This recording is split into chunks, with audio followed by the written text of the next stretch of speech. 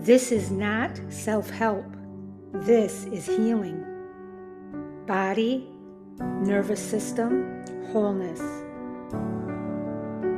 Energy medicine, Ayurveda-Inspired living, herbal wisdom. Learn, heal, and be together. Wholeness isn't fixing, it's integrating. Evolve Global 22's Healing Light Studio. Understanding begins here. Healing happens here. Wholeness lives within you. Hello, everybody. Welcome to Evolve Global 22's Healing Light Studio. This is our healing circle, and today is special because this is a new month and a new beginning. Remember, we do 4 weeks equals a month, and we completed our first 4 weeks in our first month, and now we are going into our second. So this is month 2. Week 1, day 1, and I'm going to remind you of something very important, our foundation, which is become. So first of all, we're talking about become, the framework for integration. And once again, I want to welcome all of you. But before we move into this new month, I want to slow down and come back to the foundation of everything we do here. No trends, no topics, no reaction. This is our framework. This space is built on something called become. BECOME.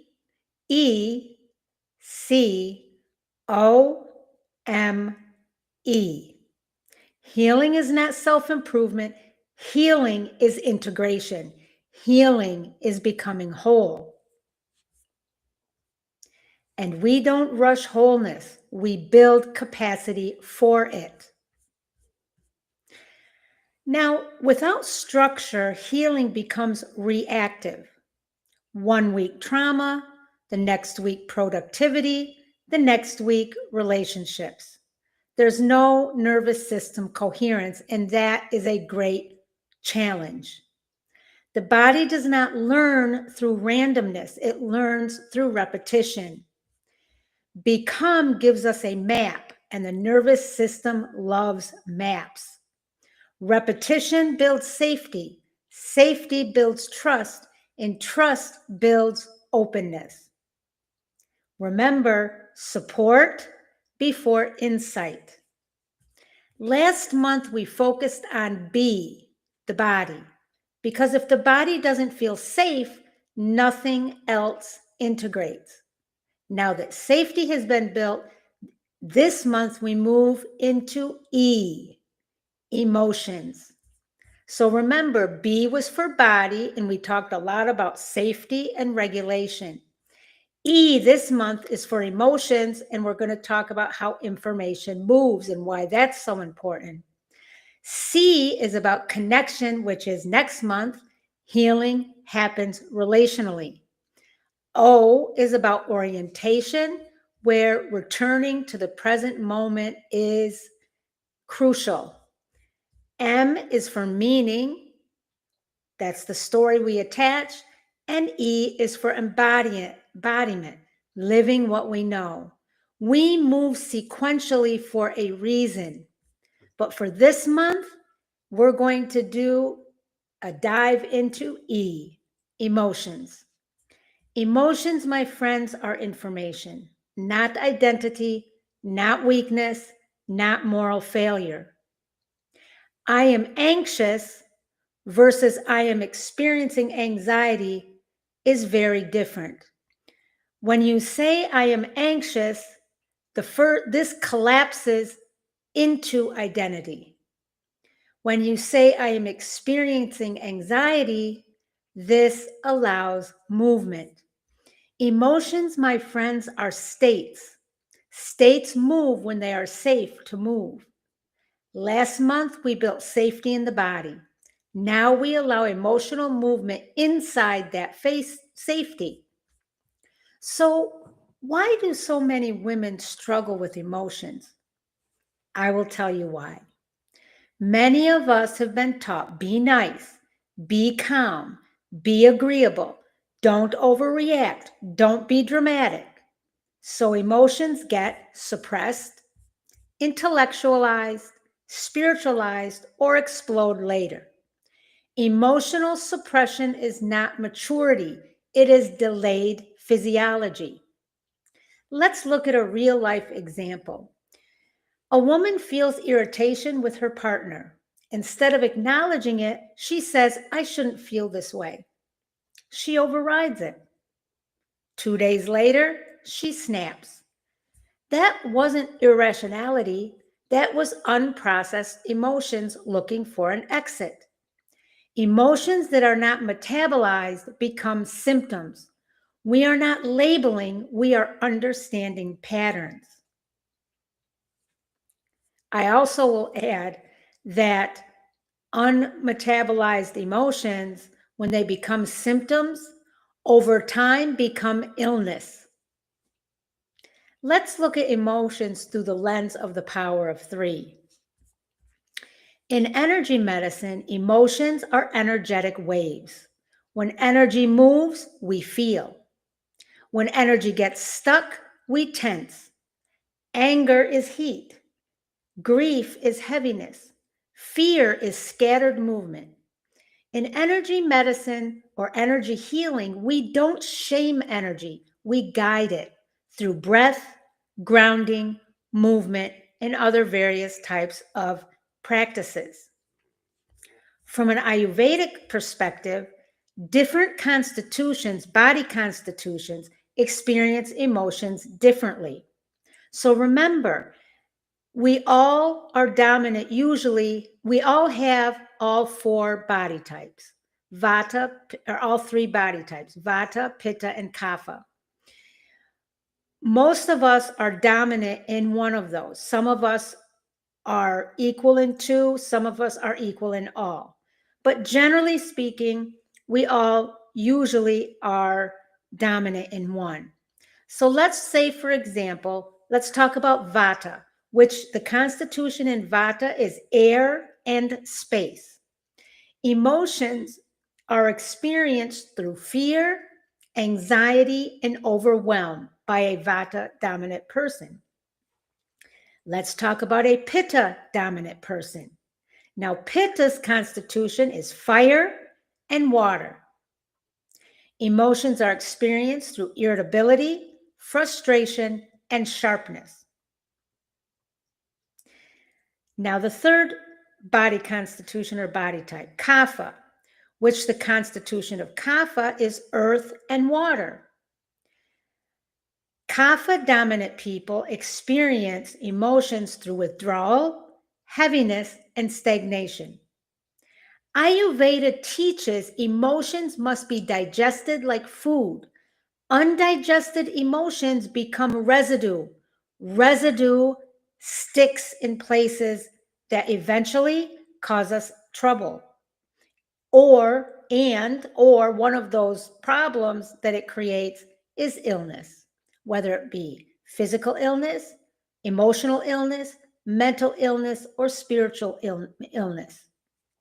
When we work with herbal wisdom, various herbs and plant-based remedies support the entire system in different ways. Rose, for example, gently opens the heart in grief. Tulsi regulates the stress response. Skullcap calms nervous agitation. And oat straw nourishes depleted nerves.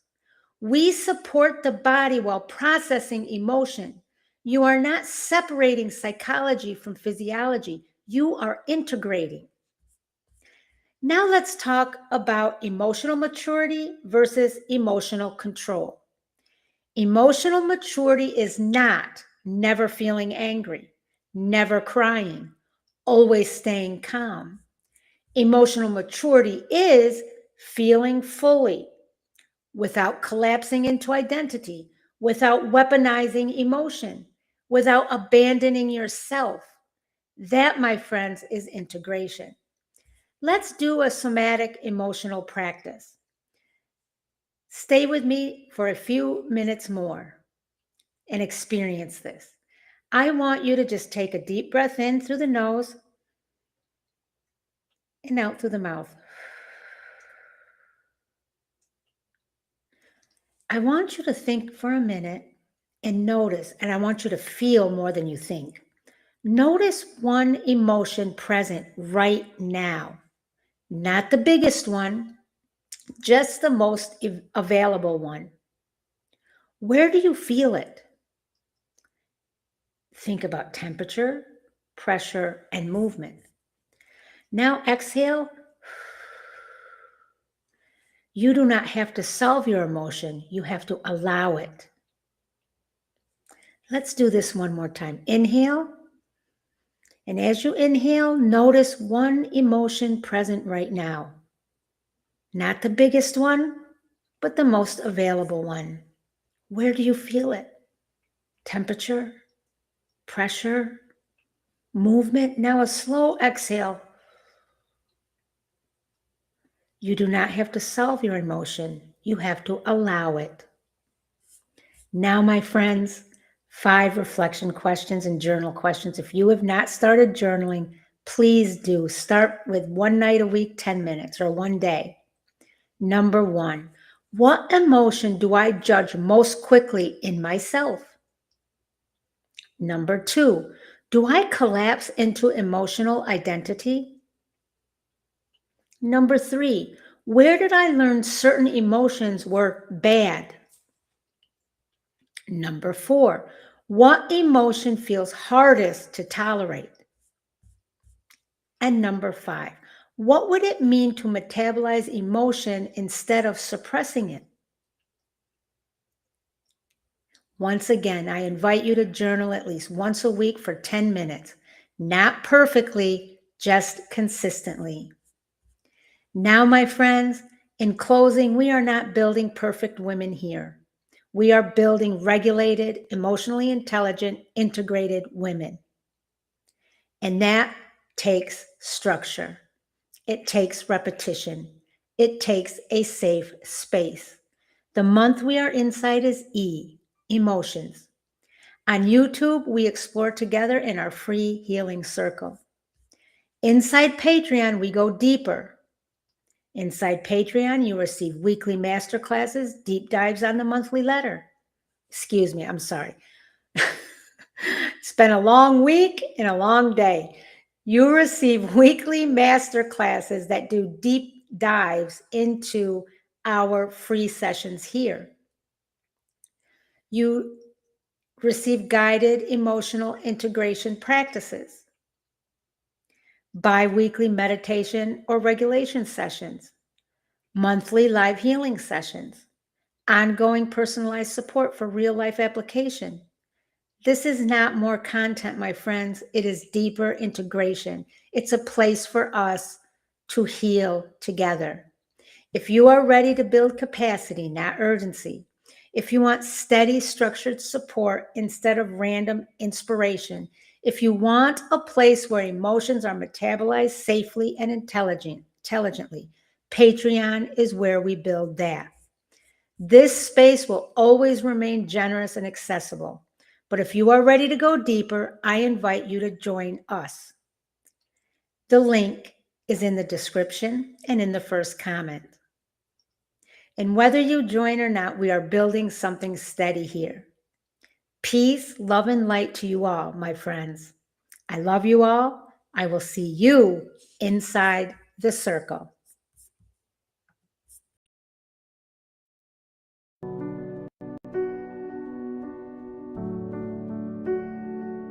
This is not self-help. This is healing. Body, nervous system, wholeness. Energy medicine, Ayurveda-Inspired living, herbal wisdom. Learn, heal, and be together.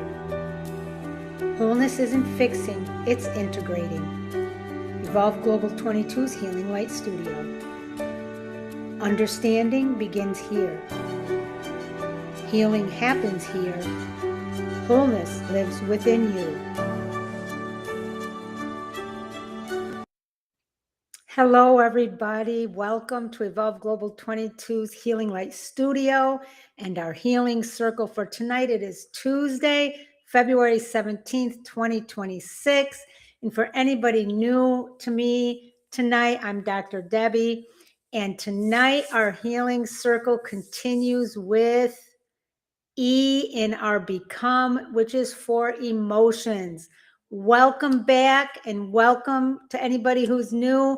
Before we begin, let's arrive. Let's put our feet on the floor. No crossed legs, no bracing, just resting. Slowly inhale through the nose, the hand movement, and then a longer exhale through the mouth. Again, in through the nose and out through the mouth. Now I want you to notice one sound in the room, not the loudest one, just one. Notice the temperature of the air against your skin. Is it cool? Is it warm or neutral? Notice the weight of your body in the chair. You, my friend, are here. Not yesterday, not in the conversation that upset you, not in the story you've been replaying. Here right now. Let your shoulders drop 2%. Let your jaw soften 2%. We are not rushing into teaching tonight. We are building capacity. This is not a space to perform, not a space to impress, not a space to do healing correctly. This is a space to widen, to listen, and to stay. You do not have to be emotionally prepared to be here. You just have to be present enough. And presence grows in small increments. So we begin slowly. This is not a space to perform. Again, this is a space to build capacity. Remember last month we were inside the B in Become for body. We learned that the body registers safety first. Support comes before insight. You cannot think your way into regulation. We practice listening to physiology without shame. That work matters. Because now we move into E for emotions, and emotions cannot move safely in the body that feels unsafe. Body is the container. Emotion is what moves inside it. We are building sequentially. Tonight, my friends, we will redefine what emotion actually is. Understand why emotions get misread. Separate identity from experience. Learn how suppression turns into symptoms and begin building emotional literacy. We are not diving into trauma processing. We are building a foundation. So let's get right into learning point number 1. Emotion is information, not identity. Most of us were taught to speak about emotion as identity. I'm anxious. I am angry. I am too sensitive. I'm just emotional. That language seems small, but it matters. Because when we say I am, we fuse the emotion with who we are. Identity becomes fixed, but emotions are not fixed. They are states. They rise, they move, they shift, they pass. When we collapse identity with emotion, we accidentally make a temporary experience permanent. This, my friends, creates shame. And shame stops movement. A healthier framework is this: I am experiencing anxiety. I am experiencing anger. I am experiencing sadness. Do you hear the difference? The small shift creates space, and space allows movement. Space allows choice. Space allows regulation. Space allows curiosity. When identity collapses, we react. When space exists, we respond. What emotion is actually telling you is, because it's information about boundaries, something crossed or honored. It tells us about needs, something unmet or fulfilled. It tells us about capacity, something too much or just enough. It tells us about stress, something is either demanding energy or stealing our energy or keeping our energy very balanced. Grief, something lost or changing. It tells us information about desire, something wanting an expression. Emotion is a messenger, and messengers are meant to be listened to, not shamed. If you shoot the messenger, you lose the message. If you fuse with the messenger, you lose perspective. But if you listen closely, you gain clarity. Why does identity feel safer sometimes? Sometimes we prefer identity language because identity feels predictable. I'm just an anxious person. I'm just bad at conflict. I'm just overly emotional. It becomes a script, but scripts can be cages, my friends. When you say, I am anxious, you stop asking questions. When you say, I am experiencing anxiety, you begin asking, what is this telling me? Am I overstimulated? Am I overtired? Is something unresolved? Is my body dysregulated? Is there fear I haven't named? Identity traps, information guides. This, my friends, is empowerment. Emotion shifts from what's wrong with me to what is my system communicating. That shift changes everything. Pause here for a minute and ask yourself, when do I collapse into emotional identity? And what emotion do I most quickly label as just who I am? And if that emotion were information instead, what might it be telling me? Let that sit in your body for a moment. You are not your emotion. You are the one experiencing it. And that distinction builds regulation. Now let's talk about learning point number 2. Emotions were often conditioned as unsafe. Especially women were taught, be calm, be agreeable, don't overreact, don't be dramatic. So emotions became dangerous. If sadness led to dismissal, if anger led to punishment, if fear led to shame, emotions were considered dangerous. The nervous system learned emotion equals disconnection. Think about this. When did I first learn that emotion was unsafe? Learning point number 3. Suppression is delayed physiology. Suppression is not maturity. Suppression is delayed physiology. Not expressed or metabolized, it does not disappear. It reroutes through irritability, withdrawal, chronic tension, digestive issues, fatigue, and resentment.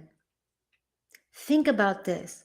What emotion do I tend to suppress most? Unmet emotion becomes symptoms. Symptoms over time reveal illness. Learning point number 4. Emotional waves are meant to move. Emotion is a wave. Waves rise, peak, and fall. But when we resist the rise, the wave builds pressure. That pressure creates flooding or shutdown. Emotional maturity is not control. It is allowing waves without collapsing into them. Think about this. Do I fear the rise of emotion more than the emotion itself? Avoidance amplifies intensity. Learning point number 5. Naming builds regulation. When we name an emotion accurately, the nervous system begins to regulate. Naming creates distance. Distance creates stability. This one simple shift, think about the difference. We don't want to say, I am overwhelmed, but we want to say, I am experiencing overwhelm. That shift widens the container. Ask yourself this: what changes in my body when I name instead of judge? I want you to start one simple practice. When you experience an emotion this week, step 1, I want you to pause. Step 2, say internally, I am experiencing, and fill in the blank. So I am experiencing anger. I am experiencing anxiety. I am experiencing sadness. Step number 3, take one slow exhale with your hand on your chest or stomach. So it'll be like that. That's it. No fixing, no analyzing, no storytelling, just naming and breathing. We are building capacity, my friends, not performance. Let's think about this from the lens of our power of 3. In energy medicine, emotion is movement of energy. When energy flows, we feel. When it's blocked, we tense. From an Ayurvedic lens, emotion must be digested like food, and I mentioned this last night. Undigested emotion becomes residue. Different constitutions metabolize emotion differently, and I explained that a little bit last night. In herbal wisdom, the nervous system can be supported while emotion moves. Nervines like lemon balm, tulsi, or rose gently widen emotional tolerance. We mentioned that last night. We do not separate body from emotion. We integrate. Now for your 5 reflection and journal questions tonight. And if you have not started journaling, please take one night a week consistently for 10 minutes and do yourself a favor and start. Number 1, what emotion do I most quickly identify as bad? Number 2, when did I learn certain emotions were unsafe? Number 3, what emotion do I suppress most often? Number 4, what might that emotion actually be informing me about? And number 5, what would it look like to metabolize emotion instead of override it? When you think about these, we're not doing it perfectly, just honestly. Today, my friends, we learned and explored emotion is information, not identity. We learned emotions often feel unsafe because of conditioning. We learned that suppression becomes symptoms manifest into disease. Emotional waves are meant to move, and naming builds regulation. This month, we are building emotional literacy slowly, safely, and sequentially. We are not building perfect women here. We are building regulated, emotionally intelligent, integrated women. On YouTube, we explore together in this free healing circle. Inside Patreon, we go deeper with weekly masterclass deep dives, guided emotional integration practices, bi-weekly meditation and regulation sessions, monthly healing sessions, and ongoing personalized support. If you are ready to go deeper into integration, not urgency, I invite you to join us inside Evolve Global 22's Healing Circle on Patreon. The link is in the description as well as in the first comment. And whether you join or not, we are building something steady here. Peace, love, and light to each and every one of you. I love you all, and I will see you tomorrow in the circle.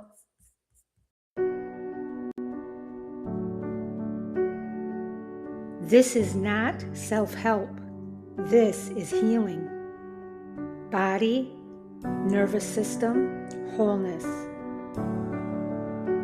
Energy medicine, Ayurveda-Inspired living, herbal wisdom. Learn, heal, and be together.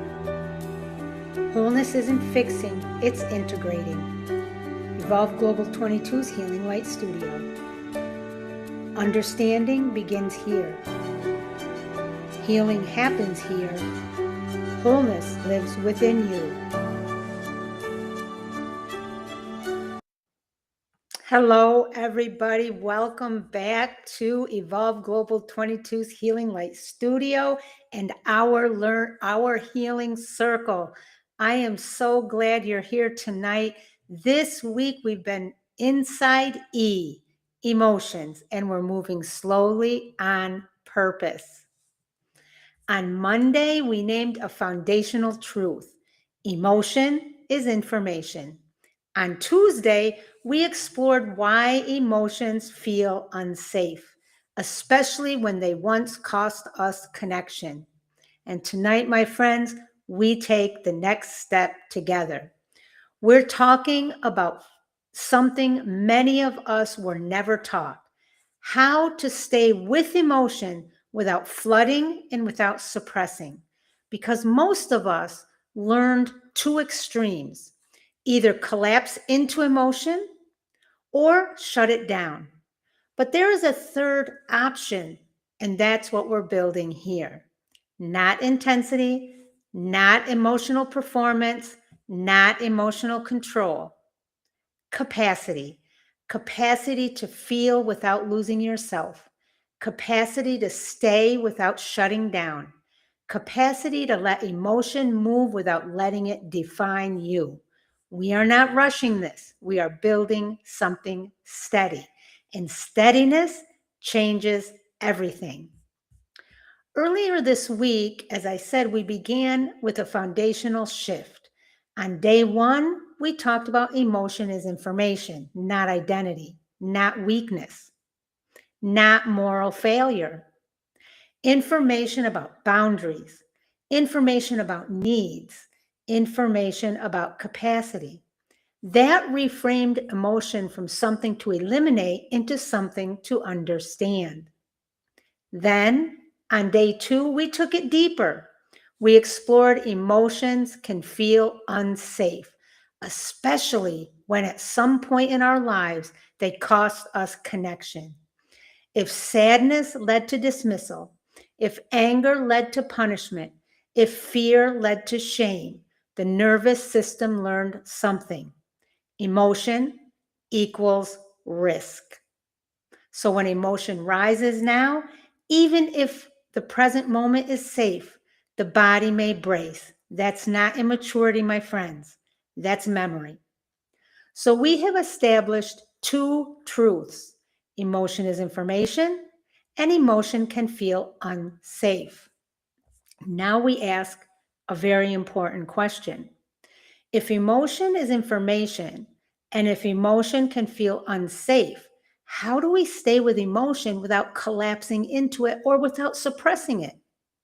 Because most of us learn two survival strategies: collapse or control, flooding or shutting down, but neither of those builds capacity. Tonight, my friends, we explore the third option: staying with emotion without losing yourself, staying with emotion without abandoning yourself. This, my friends, is emotional steadiness, and steadiness is built, not demanded. Tonight, We will experience this together. We are not diving into emotional intensity. We are building understanding. Here is what we will explore together: the difference between feeling and flooding. Many people believe that if they start feeling something, they will lose control. But feeling and flooding are not the same. Feeling is the ability to experience emotion while remaining present. Flooding is when emotional intensity exceeds our current capacity. Feeling allows awareness. Flooding overwhelms awareness. Tonight, my friends, we will clarify that distinction so you can recognize when you are feeling and when you are overloaded. That clarity alone reduces shame and is empowering. We will also explore why overwhelm happens. Overwhelm does not mean you are weak. Overwhelm happens when emotions activate old memory, the nervous system moves into threat mode, and intensity rises faster than regulation. We will look at overwhelm not as a personality flaw, but as a capacity issue. And capacity, my friends, can be built. Understanding why overwhelm happens removes self-blame and replaces it with strategy. We will also talk about how titration builds steadiness. Titration means small, measured exposure. Instead of processing 100% of an emotion at once, we allow 5%. We pause. That means you stop the story. You stop replaying the entire situation. You stay with just one piece of the emotion, not the whole wave. Regulation, that means you help your body settle by slowing your breath and orienting to the room. This allows your nervous system to come back toward steadiness. Return, that means if you choose, you gently come back to the emotion again for another small increment, not to solve, not to finish it, just to widen capacity a little more. That builds tolerance, my friends. Tonight, we will explore how emotional steadiness is not created by pushing harder, but by pacing intentionally. Steadiness grows through repetition, not intensity. We will also explore how to pause without abandoning emotion. Many people confuse pausing with suppression, but they are not the same. Suppression says, I'm not allowed to feel this. Pausing says, I will come back to this safely. Pausing keeps connection with the emotion without overwhelming. Tonight, we learn how to stay connected without collapsing and without shutting down. This is not becoming emotionally intense. This is about becoming emotionally steady. And steadiness, my friends, changes everything. So let's get into this. Learning point number 1. Flooding happens when intensity exceeds capacity. Overwhelm is not weakness, it is overload. Flooding happens when the intensity of an emotion rises faster than the nervous system can metabolize it. That's so important. It's not that the emotion is too much. It is that the system does not yet have the capacity to hold it safely. Capacity is the nervous system's ability to stay regulated while emotion moves. When capacity is present, you can feel sadness without shutting down. You can feel anger without exploding. You can feel fear without spiraling. When capacity is exceeded, the system shifts into protection. And protection looks like panic, shutting down, snapping, disassociating, over-explaining, going numb, or leaving the room emotionally or physically. The shift is not immaturity, it is activation. When emotions trigger past memory, especially memories linked to disconnection, shame, or threat, the body reacts before the mind can reason. The breath shortens, the chest tightens, the jaw clenches. Thoughts accelerate and vision narrows. This is not failure. It's the nervous system doing what it was designed to do, protect. The system doesn't ask, is this moment actually dangerous? It asks, have I felt this before? If the answer is yes, and the past experiences are unsafe, the body activates. That is flooding. Flooding is not the presence of emotion. Flooding is the nervous system moving into survival mode. And survival mode narrows capacity. This is why two people can experience the same situation very, very differently. One feels sadness and stays steady. Another feels sadness and feels overwhelmed. It's not about character. It's about capacity. Capacity can be widened, but first, flooding must be understood without shame. I want you to ask yourself this question. What does flooding look like for me? Do I become loud? Do I become silent? Do I over-explain? Do I shut down? Do I leave the room emotionally? Not to judge, but to recognize. Because what you can recognize, you can begin to regulate. And what you can regulate, you can widen. Now for learning point number 2. Avoidance amplifies emotion. Avoidance amplifies emotion. Emotion avoidance does not eliminate emotion. It delays it. And delayed emotion builds pressure. When an emotional wave begins to rise, the nervous system has a choice point. Feel it or avoid it. Avoidance can look very subtle. It can look like changing the subject, checking your phone, cleaning, over-explaining, spiritualizing the feeling, telling yourself you shouldn't feel that way, or shutting down internally. Avoidance feels relieving in the short term because the nervous system temporarily reduces activation. But what is not processed is not resolved. Emotion that is not metabolized remains in the system. It lingers as tension, as irritability, as low-grade anxiety, as heaviness, as resentment, as numbness. When we avoid the rise of the wave does not disappear. It gathers force. Think of emotional energy like pressure in a container. If the container does not allow release in small increments, pressure accumulates.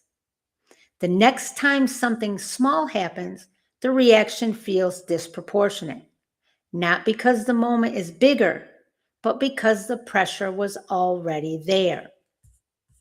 Avoidance amplifies emotion because the nervous system interprets repeated avoidance as confirmation that the emotion is dangerous. And what feels dangerous grows louder. If anger is repeatedly pushed down, the system eventually expresses it in sharper ways. If sadness is repeatedly dismissed, it may return as heaviness or withdrawal. If fear is repeatedly minimized, it may reappear as chronic anxiety. Avoidance trains the nervous system to brace, and bracing narrows capacity. Over time, avoidance can create the illusion that emotions are too much, but often it is not the emotion that is too much. It is the accumulation. Avoidance interrupts emotional digestion, and what is undigested does not leave. Emotional maturity is not about suppressing the waves. It's about allowing the waves to rise and fall in tolerable increments. When emotion is felt in small doses, it moves. When emotion is avoided, it stores. And stored emotion eventually seeks expression. Think about this. What emotion do I quickly distract from? Not to criticize yourself, but to understand your pattern. Because awareness reduces amplification, and awareness begins widening capacity. Learning point number 3. Titration builds tolerance. Now, you do not process 100% of an emotion at once. You allow just 5%. That may sound small, but small is what builds steadiness. Titration is the principle of measured exposure. It means we approach emotional intensity gradually in increments the nervous system can tolerate. When we try to process everything at once, the entire memory, the entire conflict, the entire grief, the system often moves into overload. And overload reduces capacity. When capacity drops, the body shifts into protection. What does protection look like? It looks like panic, shutdown, irritability, disassociation, overthinking, or emotional exhaustion. So the problem is not the emotion itself. The problem is the pace. Most people try to handle everything at once. They replay the entire conversation. They analyze every detail. They try to solve the whole relationship. They revisit the entire history. The nervous system cannot metabolize that volume in one sitting. It interprets intensity as threat. Titration respects pacing. Instead of replaying the entire conflict, you stay with one sentence that hurt, not the tone, not the past history, not the imagined future consequences.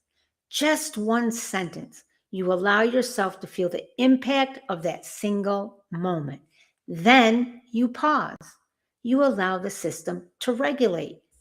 Then, if capacity allows, you return. This pacing builds tolerance. Tolerance is not about becoming emotionally tougher. It is about expanding the window in which emotion can move without overwhelming the system. When we titrate, we teach the nervous system something new. This is uncomfortable, but not dangerous. Over time, that learning accumulates. The window widens. What once felt like a 9 begins to feel like a 6. What once caused a shutdown becomes tolerable.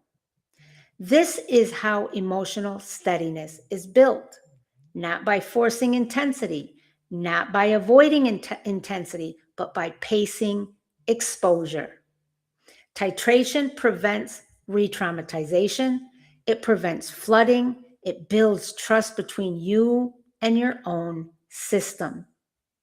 When you process 5% consistently, you eventually metabolize 100%, but safely. Ask yourself this: where do I try to handle everything all at once? Where do I overwhelm myself in the name of healing? Because sometimes when what feels like commitment is actually intensity without pacing, and pacing is wisdom. Now, my friends, learning point number 4. Regulation and emotion can coexist. Many people believe that regulation means calm and that emotion means loss of control. But regulation does not mean the absence of emotion.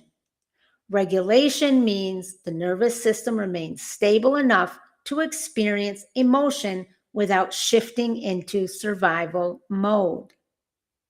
You can feel sadness and stay regulated. You can feel anger and remain present. You can feel fear and still think clearly. Regulation does not eliminate emotion, it contains it. There is a difference between emotional intensity and nervous system dysregulation. Intensity is the presence of feeling. Dysregulation is when the system moves into fight, flight, freeze, or collapse. When regulation and emotion coexist, something important happens. You stay in your body, you stay in the room, you stay connected to yourself. Your breath may change slightly, but it does not disappear. Your chest may feel tight, but you're not bracing against the world. Tears may come, but you are not spiraling. That, my friends, is capacity. Capacity is not stoicism. Capacity is not emotional control. Capacity is the ability to remain oriented while feeling. For many people, emotion has historically meant one of two things: either collapse into it or shut it down.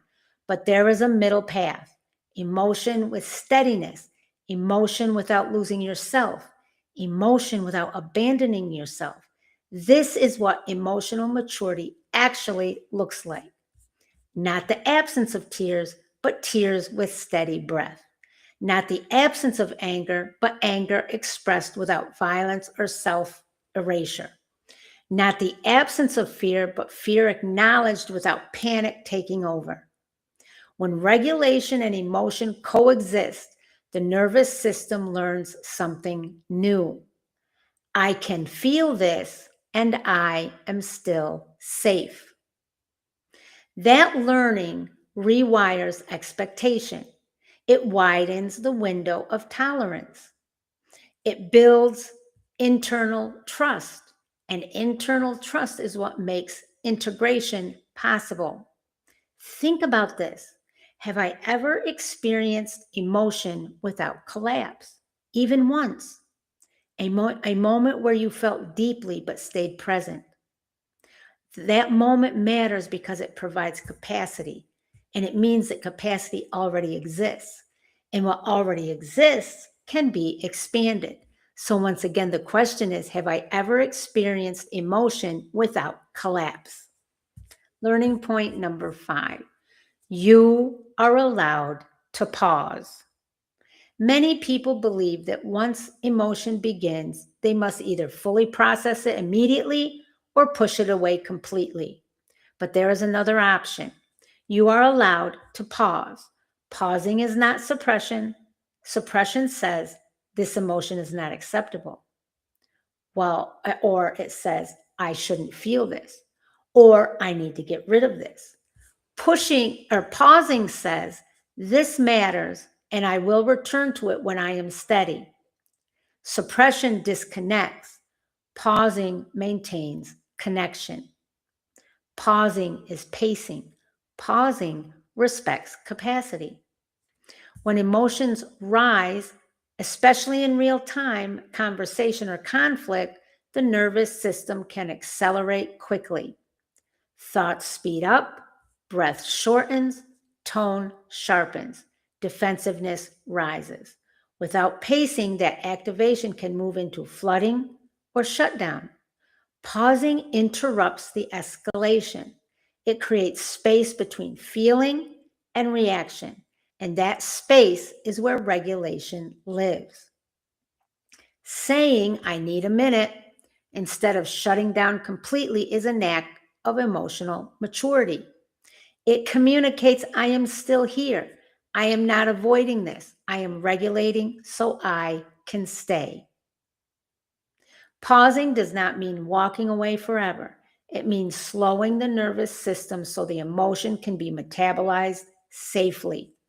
Pausing protects relationships. It protects your nervous system. It protects the integrity of the conversation. For many people, pausing feels uncomfortable because it disrupts urgency. For many people, pausing feels, It disrupts urgency, but urgency is often activation, and activation is not clarity. Pausing builds clarity. When you pause, you teach your nervous system something new. I do not have to react immediately to stay safe. This, my friends, this learning widens tolerance. So let's talk about our power of 3. Remember, energy medicine slows the wave. Ayurveda-inspired living grounds rhythms, and herbal wisdom is a support and steadiness while processing happens. That's why it's so important to have certain herbal plant-based oils and remedies that you use consistency. It builds up within your body over time. Pausing is not weakness. It is self-governance. It is the moment where you choose regulation over reaction. And regulation is what makes emotional maturity possible. This week, we have said emotion is information. Emotion can feel unsafe. Flooding is overload. Avoidance amplifies. Titration builds tolerance. Pausing is where all of that integrates. It is the hinge. Without pause, we collapse or suppress. With pause, we widen and widen, and widening is capacity. Now, my friends, as always, our 5 journal reflection questions. Number 1, what does flooding feel like in my body? Number 2, what emotions do I avoid most? Number 3, what can I practice, or where can I practice 5% tolerance? Number 4, what helps me regulate? And then number 5, what would steadiness look like? Tonight, my friends, we brought clarity to emotional steadiness. Flooding is overload, not failure. When emotions rise faster than your current capacity, the nervous system moves into protection. That shift is not immaturity. It is intensity exceeding tolerance. Understanding that removes shame and replaces it with compassion. Avoidance amplifies. When we push emotion away, it does not disappear. It builds pressure. What is not metabolized accumulates. Avoidance may feel relieving in the moment, but over time, it increases intensity. Suppression is delayed physiology. Titration builds tolerance. You do not process everything at once. You allow small, measured exposure, 5% at a time. When you pace emotional contact instead of forcing intensity, you teach your nervous system that discomfort is not danger. That learning widens the window of tolerance. Regulation and emotion can coexist. Calm is not the absence of feeling. Regulation is the ability to feel without shifting into survival mode. You can experience sadness with steady breath. You can experience anger without losing presence. That coexistence is capacity. Pausing is pacing. A pause is not suppression. A pause is self-governance. It is the space between emotion and reaction. It protects connection. It protects the nervous system. It keeps you engaged without collapsing or exploding. When we put all this together, we see the pattern. Emotion is not the problem. Capacity is the variable, and capacity is built slowly through awareness, pacing, and repetition. We are not becoming emotionally intense. We are becoming emotionally steady. And steadiness, my friends, changes everything. We are building emotional steadiness here, not emotional intensity, not emotional performance, not emotional perfection. Steadiness, the kind that allows you to feel without collapsing, the kind that allows you to stay without shutting down, the kind that widens capacity instead of forcing exposure. On YouTube, we build the foundation. We introduce the concepts. We name the patterns. We normalize the nervous system. Inside Patreon, my friends, we deepen integration. We slow it down. We apply it to real life. We build capacity through repetition. We move from understanding to embodiment. If you are ready to widen your emotional capacity safely, not urgently, not dramatically, but steadily, I invite you to join Evolve Global 22's Healing Circle on Patreon. I am here to support you. That's where we metabolize what we teach here. And whether you join or not, we are building something steady. Peace, love, and light, my friends. I love you all, and I will see you tomorrow in the circle.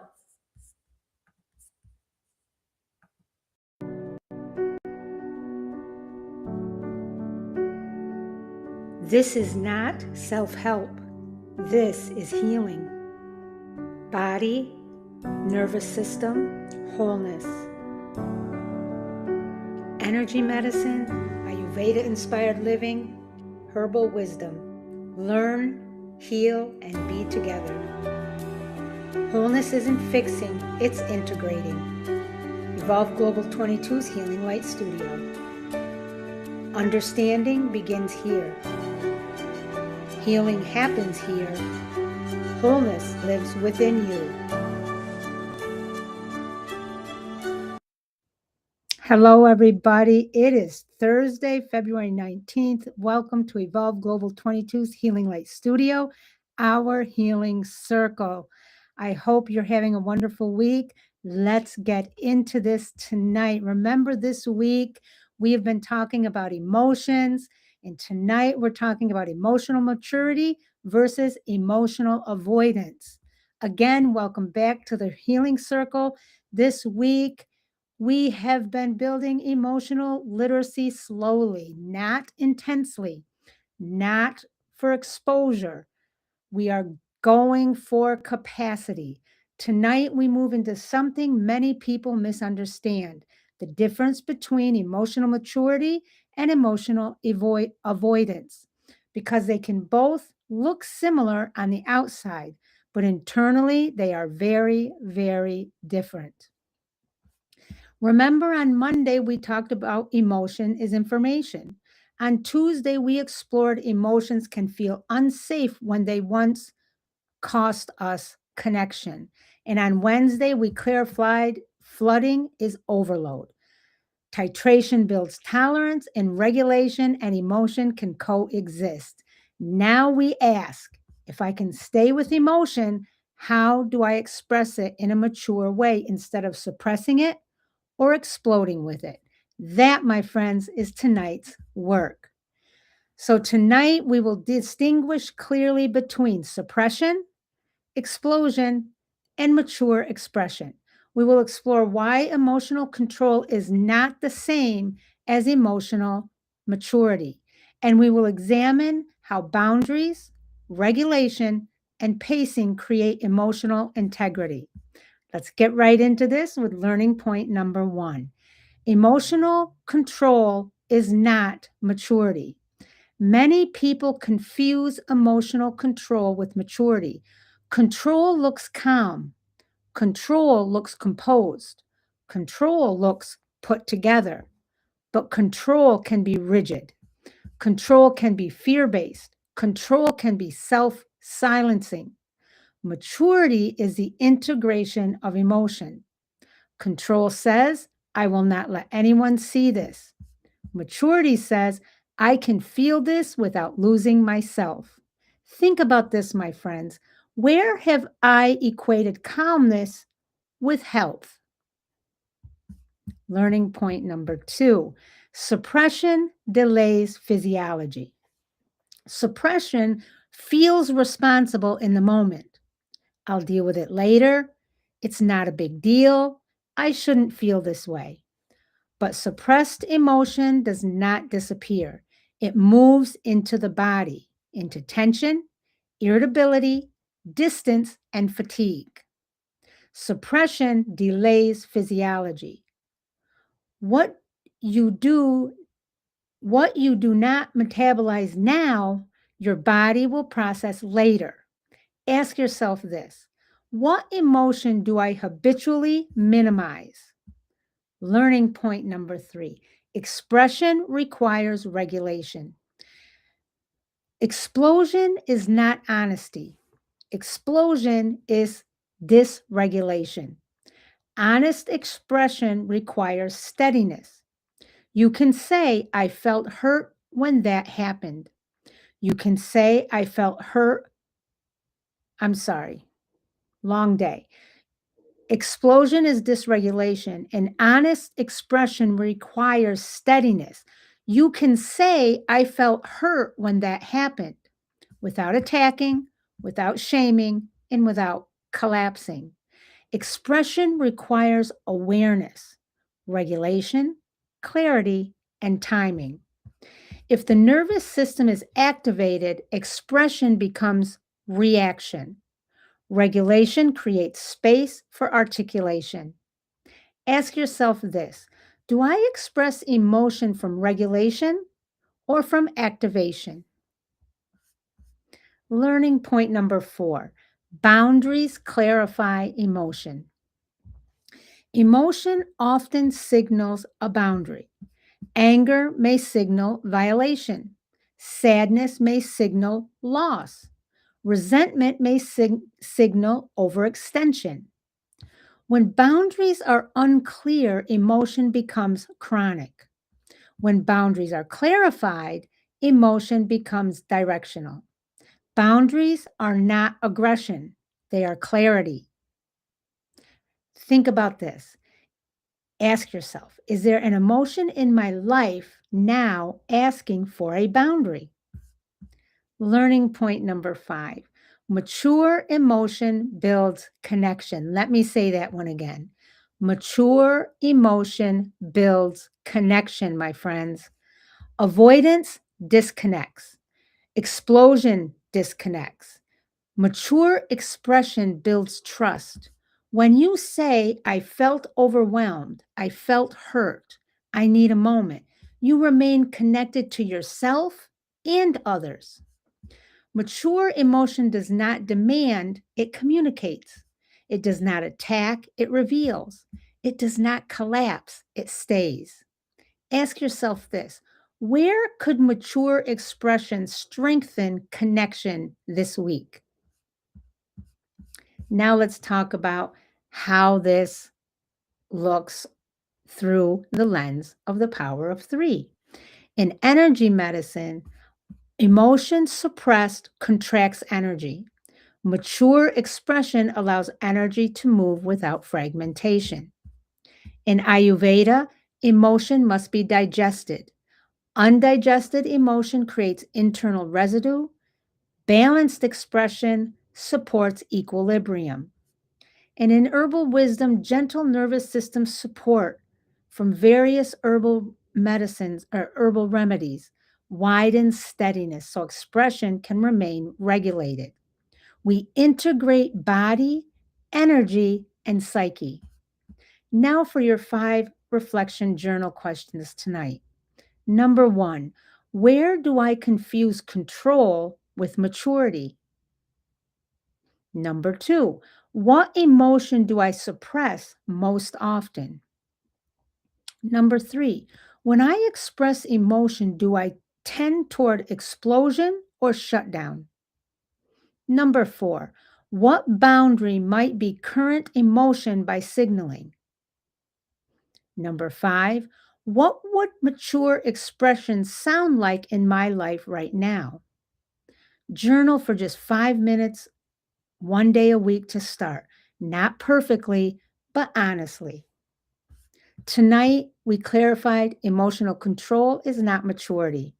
Suppression delays physiology. Explosion is dysregulation. Expression requires regulation. Boundaries clarify emotion. Mature emotions build connection. Maturity is not about being calm all the time. It's about remaining connected while emotion moves. It is about speaking without attacking, pausing without disappearing, feeling without collapsing. This, my friends, is integration. We are not building emotionally impressive women here. We are building emotionally integrated women. On YouTube, we build the foundation. Inside Patreon, we deepen integration through weekly masterclasses, guided emotional practices, bi-weekly meditation sessions, monthly healing sessions, and ongoing personalized support. If you are ready to move from understanding emotion to embodying steadiness, I invite you to join Evolve Global 22's Healing Circle on Patreon. The link is in the description and in the first comment. And whether you join or not, we are building something steady here. Peace, love, and light. I love you all. I will see you tomorrow in the circle.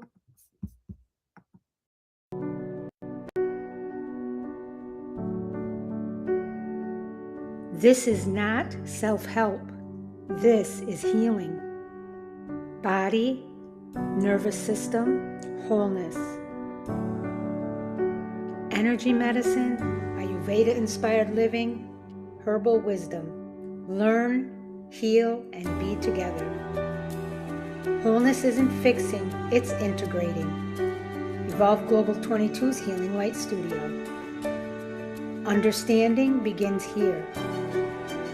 Healing happens here. Wholeness lives within you.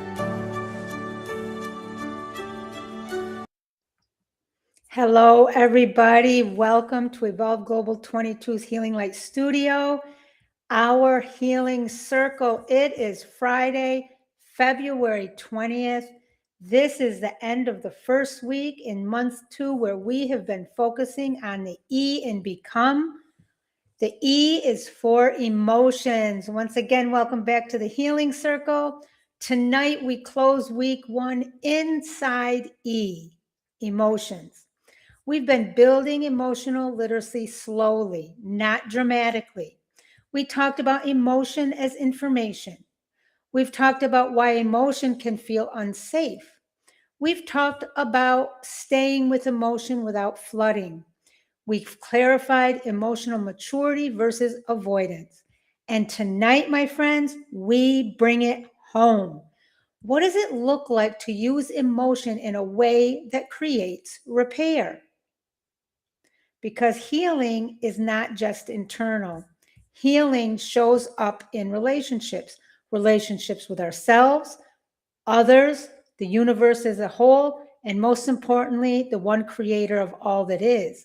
And one of the clearest signs of emotional integration is this: you can return. So let's just review this week a little bit. We learned emotion is information, not identity. We learned emotion can feel unsafe when they once cost us connection.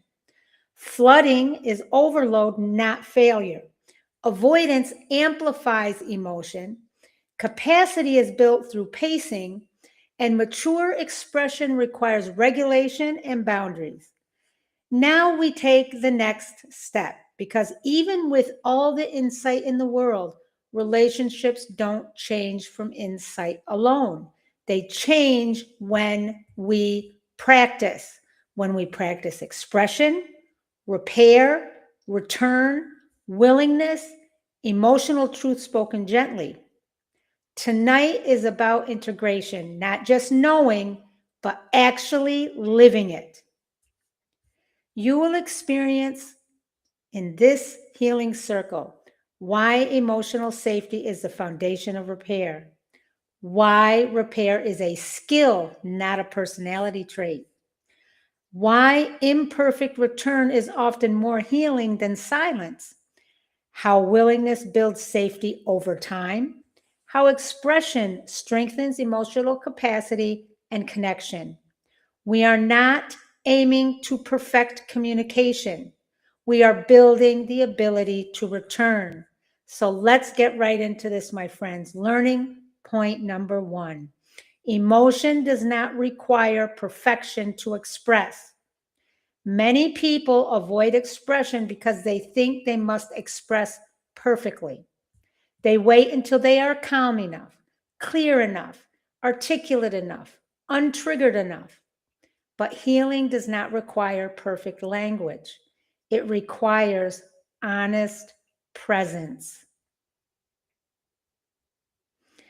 Most of us delay expression because we fear saying the wrong thing, being misunderstood, being rejected, becoming too much, or making it worse. So we stay silent. But silence can become distance. Not because silence is wrong, but because unspoken emotional truth accumulates. Tonight's reminder, you don't have to express perfectly. You have to express honestly with regulation and care. Think about this. Ask yourself this question. Where am I waiting for perfect clarity before I speak? Learning point number 2, repair builds trust. Trust is not built by never making mistakes. Trust is built by return. Repair is what tells the nervous system, I am safe with you even when things go wrong. Repair says, I still care, I'm still here, I'm willing to own my part, I'm willing to reconnect. Many people think that repair is optional. Without repair, my friends, the nervous system keeps a ledger. Something happened and it never got resolved. The ledger becomes tension, avoidance becomes pattern, repair interrupts that. Ask yourself this question. Do I tend to avoid repair, rush repair, or over-explain repair? Learning point number 3, imperfect return is healing. I'm going to say that again. Imperfect return is healing. Here is one of the most important truths in emotional integration. Imperfect return is more healing than perfect silence, because silence feels safe in the moment, but return builds resilience. Return builds closeness. Return teaches the nervous system we can rupture and still reconnect. Imperfect return might sound like, I didn't handle that well. I'm sorry I snapped. I'm not ready to talk, but I want you to know I care. I want to try again. Return does not need to be dramatic. It needs to be real, my friends. Ask yourself this question. Where have I stayed silent because I couldn't return perfectly? Learning point number 4. Willingness builds safety. Willingness is different from readiness. Readiness is emotional confidence. Willingness is the choice to return even when you're not perfect.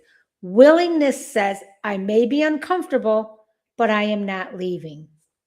And willingness builds safety over time because the nervous system begins to learn this person doesn't disappear when emotion gets real. This is how relational safety is built, not by never rupturing, but by returning consistently. Reflection, let's talk about this. Ask yourself this. In my relationships, do I equate discomfort with danger? Learning point number 5, expression strengthens capacity. Every time you express emotional truth with steadiness, you widen your capacity. You teach your nervous system, I can speak and stay safe. Expression is not just communication. It is integration, because unexpressed emotion stays in the system. Expressed emotion moves through the system. And when emotion moves safely, it becomes wisdom, not residue, not pressure, not symptoms. Expression strengthens emotional tolerance, boundaries, connection, trust, and self-respect. Ask yourself this question: what happens inside me when I don't express the truth? I have a little practice I want you to try. This week, say one simple emotional truth. I felt hurt when. I felt angry when. I felt disrespected when. That's it. Not a lecture, not a courtroom, not a debate. One spoken truth, spoken with steadiness. If needed, you can add, I'm not attacking you, I'm sharing what's true for me. We are practicing emotional clarity here. Now, let's look through the power of three lens.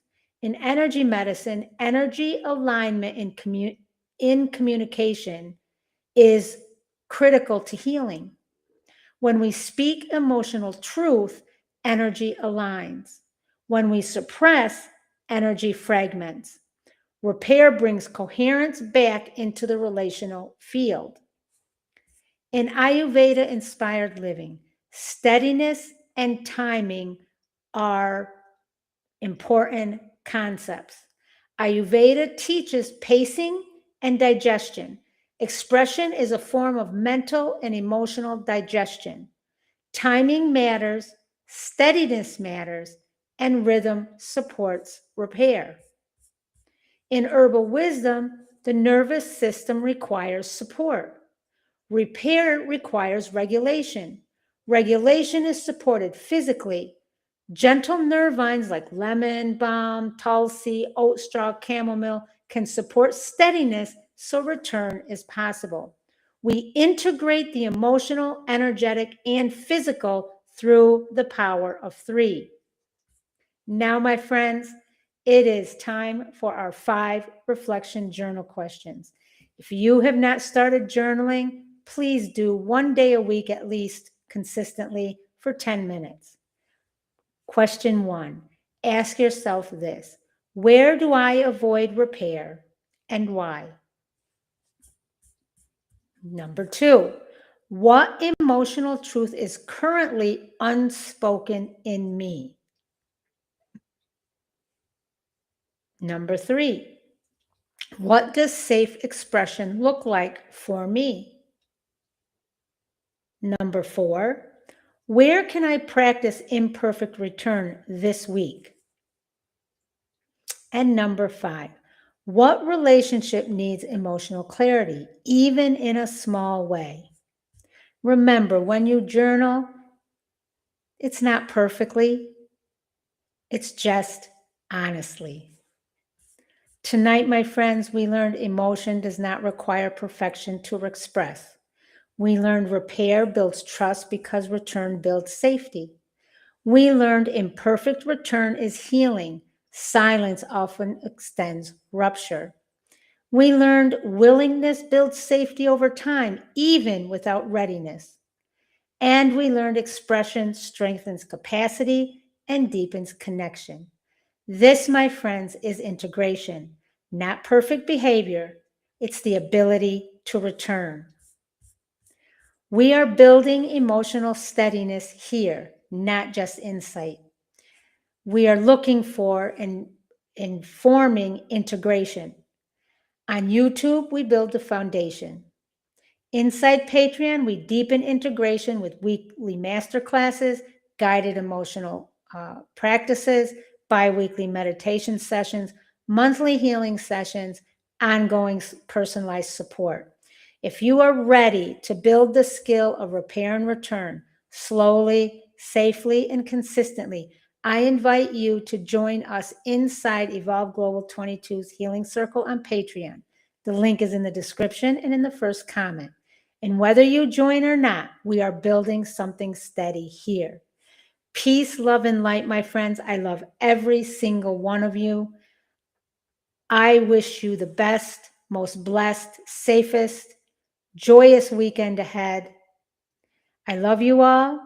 Have a great weekend ahead, and I will see you in the circle on Monday.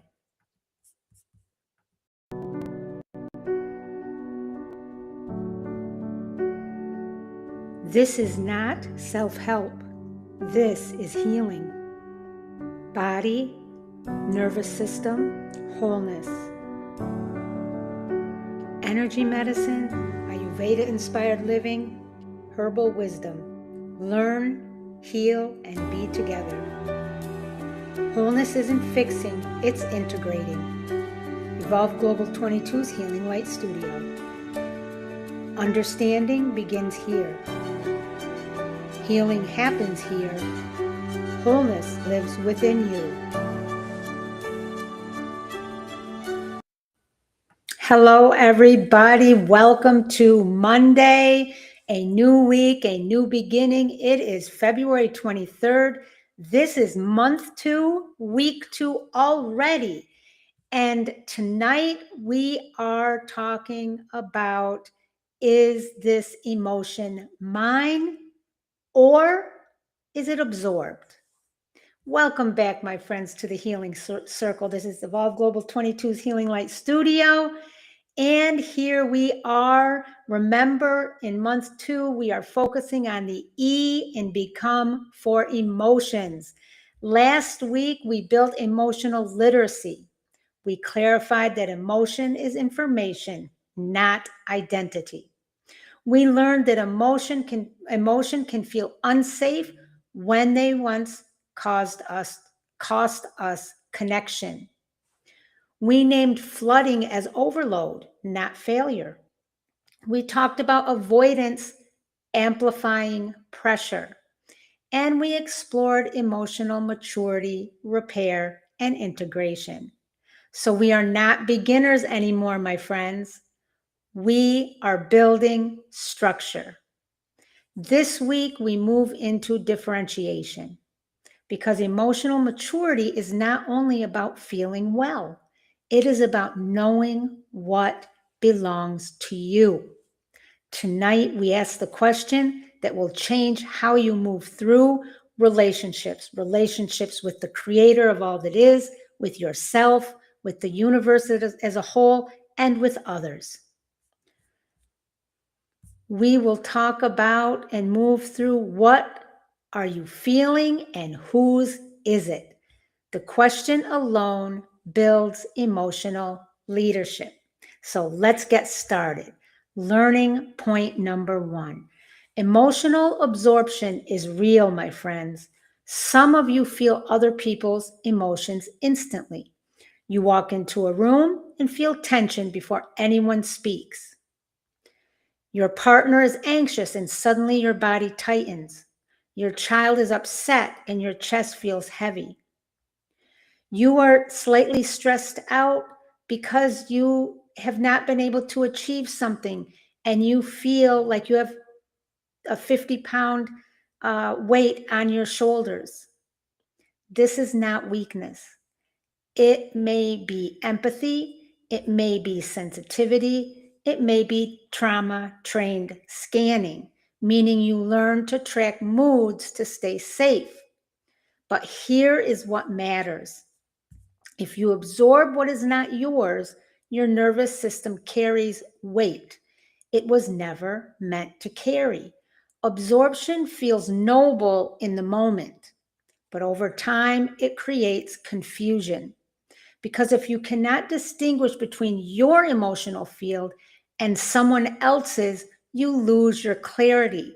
And clarity is stability. As human beings, we face challenges surrounding this. For example, we start to think, if I don't carry it, I am uncaring. Many women especially equate absorption with love. If I don't take it on, I'm selfish. If I don't feel it deeply, I'm detached. How do we overcome that? We redefine care. Care, my friends, is presence. Care is steadiness. Care is compassion with boundaries. Care is not emotional fusion. You can sit beside someone in pain without becoming the container for their pain. And in fact, that steadiness is more regulating for them than emotionally merging ever will be. Learning point number 2, over responsibility feels like love. Many women were trained explicitly or implicitly to manage emotional environments, keep the peace, soften tension, prevent escalation, don't let things fall apart. So when someone around us is upset, we feel responsible. You may feel it in your stomach. You may feel urgency. You may feel a pressure to fix. But responsibility and control are not the same. And emotional responsibility is not ownership of everyone's inner state. As human beings, we're challenged in this regard. Sometimes we might think, if they're upset, I caused it. This belief runs deep. Even when there is no evidence, the body goes straight to self-blame. Here's how you overcome that. Replace guilt with discernment. Ask internally, is there actually evidence that this is mine? Did I cross a boundary? Did I behave out of alignment? Or is this someone else's internal process? Not every emotional wave near you is about you. Mature differentiation allows others to have their emotions without you collapsing into them. Learning point number 3, your body often knows before your mind. Here is something subtle. Absorbed emotion often arrives without a narrative. It feels sudden, it feels heavy, it feels intense. But there is no clear internal storyline. Your own emotion usually connects to your values, your experience, your needs. Absorbed emotion often feels like static. Now, we might kind of put a block in front of us if we think things such as this. If I feel it strongly, it must be true. Intensity can trick us. We assume strength equals accuracy, but that is not always the case. We overcome this because by understanding strong does not mean accurate. Intensity is a signal to slow interpretation, not speed it up. You do not have to immediately conclude anything. You can pause internally and ask, is this connected to something in my lived experience right now? If not, it may be absorbed. Differentiation grows when you stop equating intensity with truth. Learning point number 4, differentiation is not disconnection. This is where many women struggle, including myself at times.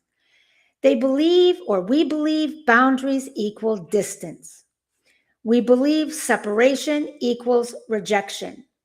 But differentiation is not detachment.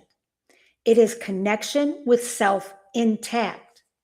You can remain loving, you can remain present, you can remain compassionate, and still stay centered. One human challenge that we face regarding this is we think sometimes that boundaries make us distant. But here's the truth. Boundaries prevent resentment. Resentment creates distance. Clarity protects closeness. When you stop carrying what isn't yours, you actually show up more authentically. Differentiation strengthens relationships because it removes hidden pressure. Learning point number 5, clarity prevents emotional debt. When you carry what is not yours, emotional debt accumulates. It shows up in exhaustion, in irritability, in numbness, or quiet resentment you don't fully understand. Emotional debt compounds over time. The human challenge to this is, I'll deal with myself later. This is a silent pattern of many strong women. Everyone else first, you later. You overcome this by understanding that self-abandonment always charges interest. Clarity protects your future steadiness. Differentiation prevents emotional burnout. You are not selfish for wanting emotional clarity. You are stabilizing your nervous system. Now let's look at this through the lens of the power of 3. In energy medicine, absorption often feels like energetic merging. When you absorb others, your energy field becomes scattered. Differentiation restores coherence and alignment. In Ayurveda, Vata may absorb anxiety quickly. If you're Kapha dominant, you may carry heaviness and hold it. If you're Pitta dominant, you may overmanage and take responsibility for fixing it. Your constitution or body type affects how you merge emotionally. That is why it is so important for you to know your Ayurvedic body type and constitution. In herbal wisdom, the nervous system steadiness supports differentiation. Tulsi regulates stress response, and I talk about these same ones all the time. Oat straw nourishes depleted nerves. Lemon balm calms scattered energy. You are not separating emotional work with physiology from physiology. You are integrating them. Now, our 5 journal reflection questions. And if you have not started journaling, please, please do yourself a favor and start just one night a week for 5 or 10 minutes. Number 1, what emotions do I absorb most often from others? Number 2, where do I confuse empathy with responsibility? Number 3, what does over responsibility cost me physically and emotionally? Number 4, how do I recognize what is truly mine versus absorbed? And number 5, what would emotional differentiation protect in my life? I encourage you again to journal at least once a week for 5 or 10 minutes. Tonight, my friends, we clarified something foundational. Not every emotion you feel belongs to you. Absorption is common, especially for us women. Over responsibility is common. Fusion is common, but differentiation is maturity. You can remain loving without merging. You can remain compassionate without collapsing. You can remain connected without losing yourself. Differentiation is not rejection. It is emotional adulthood. On YouTube, my friends, we build the foundation. Inside Patreon, we go deeper. We expand these concepts in weekly masterclasses. We apply them to real-life situations. We offer structured integration and personalized support. If you are ready to build emotional clarity steadily, not urgently, not reactively, but intentionally, join us inside Evolve Global 22's Healing Light Circle on Patreon. The link is in the description and the first comment. With that, my friends, peace, love, and light endlessly to you, and I will see you inside the circle.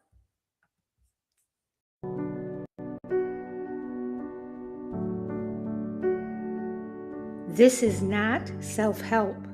This is healing. Body, nervous system, wholeness. Energy medicine, Ayurveda-inspired living, herbal wisdom. Learn, heal, and be together. Wholeness isn't fixing, it's integrating.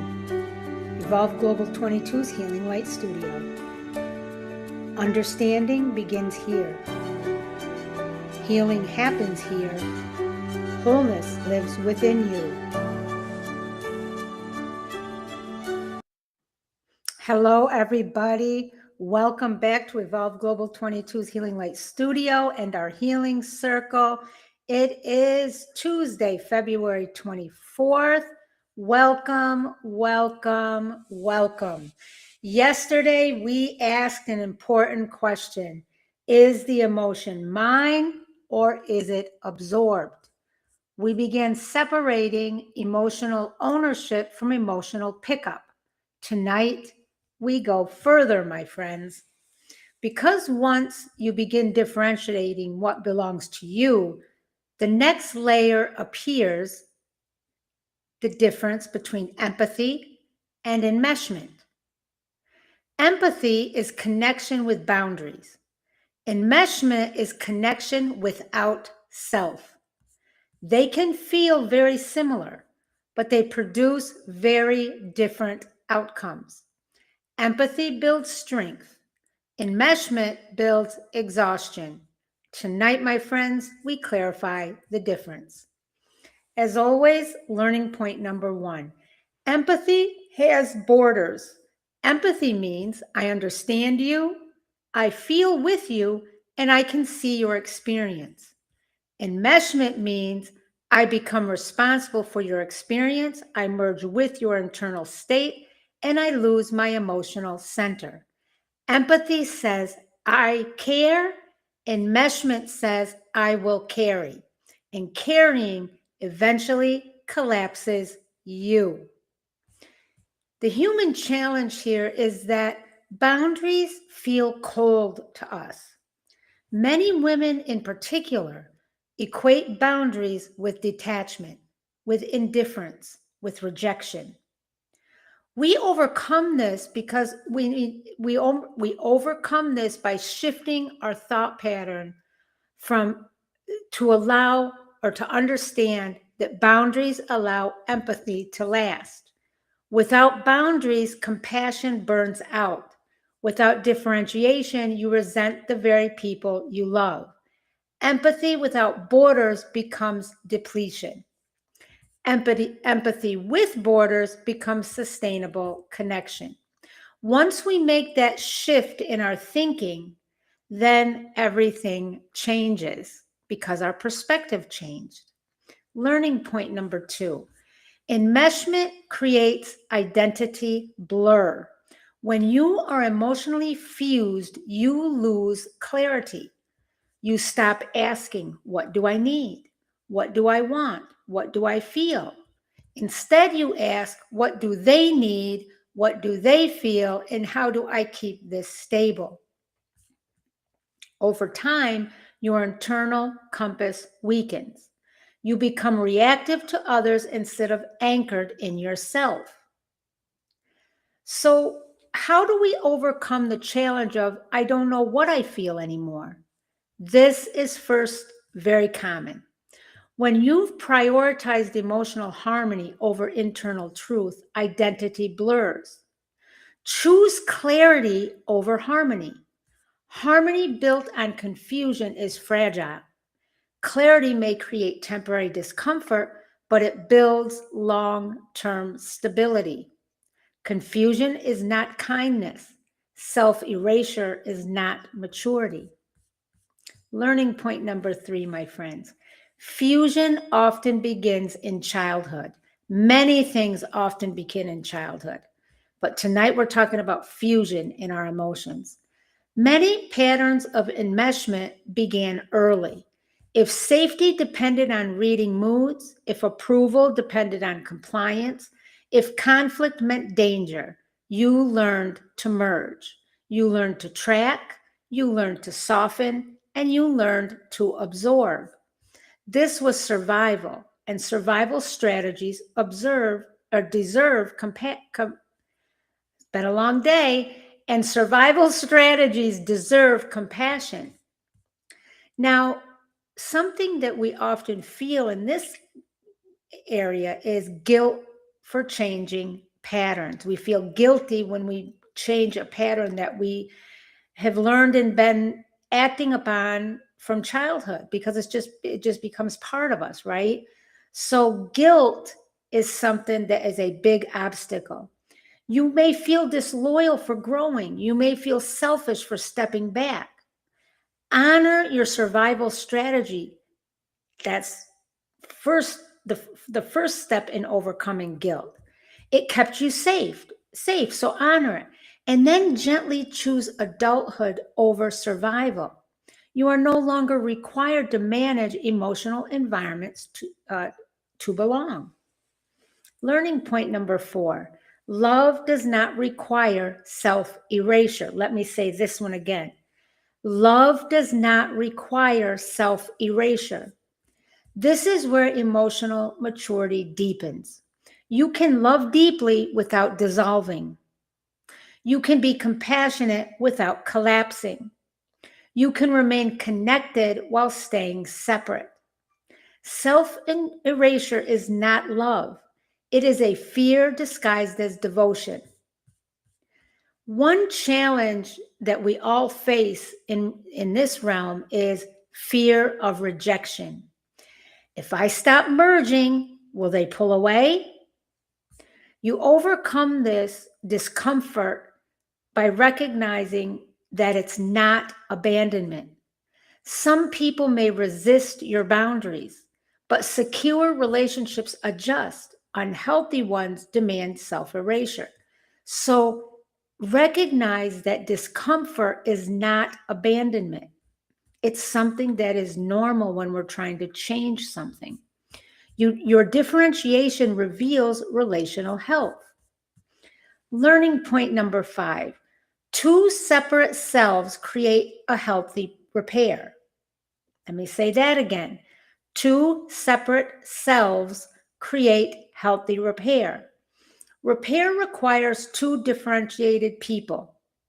If you are fused, every disagreement feels like an identity threat. If you are separate, disagreement becomes information. Fusion says, if we disagree, we're not okay. Differentiation says, we can disagree and still be secure. The challenge to this is we feel at times, if we disagree, that something is wrong. We overcome this by recognizing that difference strengthens secure bonds. Conflict does not equal collapse, and differentiation allows repair without shame. Now let's look at this from a lens of our power of 3.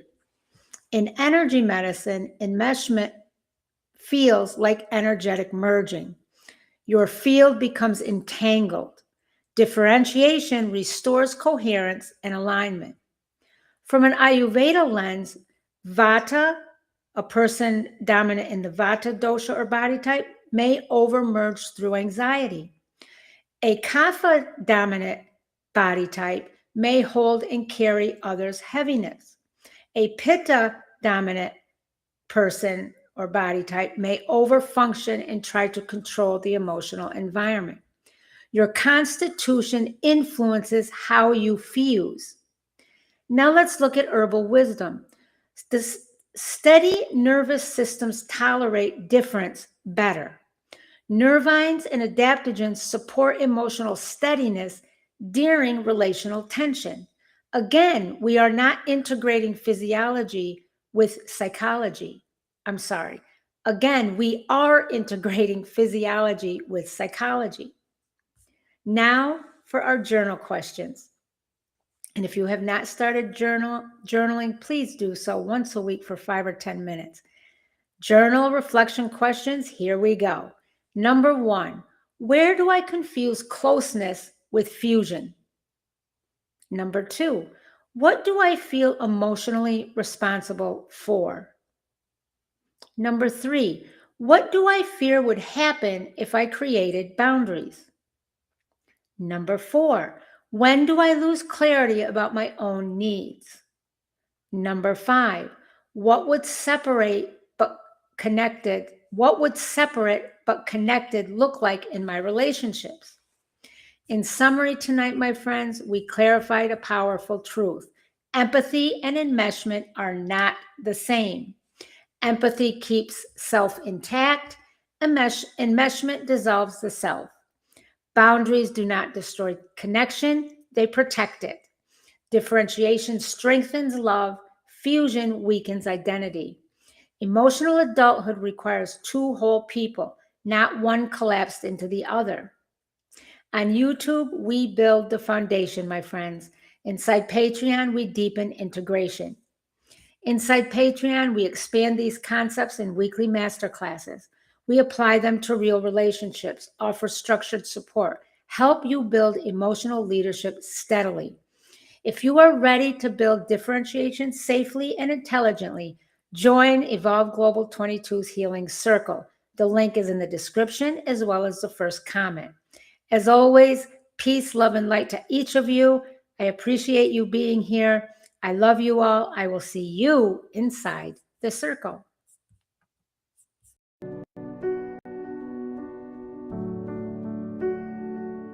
This is not self-help. This is healing. Body, nervous system, wholeness. Energy medicine, Ayurveda-Inspired living, herbal wisdom. Learn, heal, and be together. Wholeness isn't fixing, it's integrating. Evolve Global 22's Healing Light Studio. Understanding begins here. Healing happens here. Wholeness lives within you. Hello, everybody. Welcome to Evolve Global 22's Healing Light Studio. Here we are on Wednesday, February 25th, in another healing circle, the middle of the week. How is everybody? Tonight, it's about when feeling becomes story. We are building differentiation. Monday, we asked, is this emotion mine or absorbed? Tuesday, we clarified the difference between empathy and enmeshment. Today, my friends, we go deeper because even when the emotion is yours, there is another layer. Emotion is valid, but the conclusion we attach to it is not always accurate. Tonight, we talk about projection. Projection is when a feeling becomes a story, and we treat that story as fact. And that is where relationships get distorted. So let's get right into this. Learning point number one. When let's talk about feeling versus conclusion. Emotion is information, right? We've established that. But interpretation is construction. You can feel hurt and conclude they don't care about me. You can feel anxious and conclude something is wrong. The feeling may be accurate, but the conclusion may not be. Emotions tell you something moved in you. It does not automatically tell you why. The human challenge that we all face is, if I feel it, then it must be true. Many people equate intensity with certainty. The stronger the emotion, the stronger the belief. We overcome this by separating emotion from interpretation. You can say internally, I feel hurt, without adding, which means they are selfish. That space between feeling and story is emotional maturity. Learning point number two.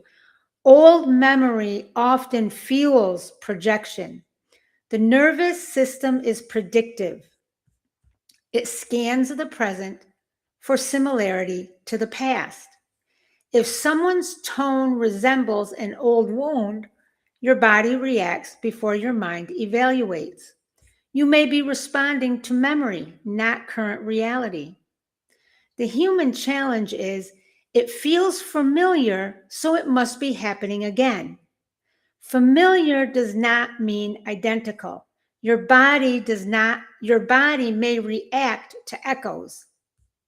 We overcome this by normalizing the nervous system's prediction process. We ask something like, is this happening now, or does it remind me of something before? This distinction changes everything. Learning point number 3. Projection often looks like mind reading. Projection frequently appears as certainty about someone else's motive. They ignored me on purpose. They meant that as a criticism. They're disappointed in me. Mind reading feels protective. It creates a sense of control, but it often escalates misunderstanding. The human challenge is, I need certainty to feel safe. And as human beings, we love that. We think that. But ambiguity feels threatening, so the mind fills in the blanks. We overcome this by replacing certainty with curiosity. You can hold, I feel uneasy, without claiming, I know why. Curiosity de-escalates projection. Certainty escalates it. Learning point number 4.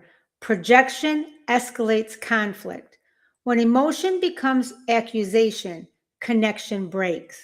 If you treat assumptions as fact, conversations become defensive. Projection turns, I feel insecure, into, you don't value me.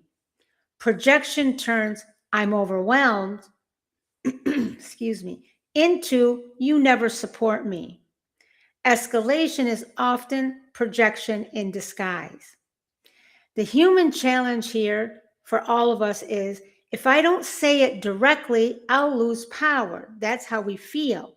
Some believe accusation equals strength, but accusation often weakens credibility. We overcome this by owning the emotion without assigning a motive. Ownership stabilizes communication. Learning point number 5. Ownership restores clarity. Emotional ownership is the antidote to projection. Ownership says, this is what I am experiencing, without, this is what you intended. Ownership builds differentiation. Ownership builds trust. Ownership prevents emotional distortion. The human challenge is, we tend to fall into the thinking of, but they made me feel this.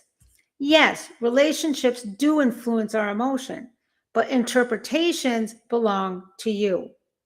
We overcome this by claiming our feeling. Stay open about the cause. You can be clear without being accusatory. That is emotional adulthood. Now let's look at this through our power of 3. In energy medicine, projection distorts the relational field. Ownership restores energetic coherence. In Ayurveda medicine, a Vata-dominant person may project abandonment. A Pitta-dominant body type may project criticism or threat. A Kapha-dominant body type may project hopelessness or withdrawal. Your constitution influences what story you attach. That is why it's so important that we all know and have a foundational understanding of our body type and our body constitution within Ayurveda medicine. In herbal wisdom, a steady nervous system tolerates ambiguity better. Where the body feels safe, the mind doesn't rush to conclusions. Again, and I've said this every night so far, physiology and psychology are integrated. Now for our 5 reflection journal questions. And if you have not started journaling yet, please do yourself a favor and just set one night aside or one day aside and journal for 5 or 10 minutes. Number 1, what stories do I most often attach to strong emotions? Number 2, where do I assume motive without checking? Number 3, What past memory might be influencing present reactions? Number 4, how does projection impact my relationships? And number 5, what would change if I separated feeling from conclusion? Tonight, we clarified a powerful distinction. Emotion is valid, my friends, but the story we attach to it is not automatically accurate. Projection happens when feelings become certainty, memory becomes conclusion, and assumption becomes accusation. Emotional maturity creates space between sensation and story. That space protects relationships. That space builds clarity. That space strengthens trust.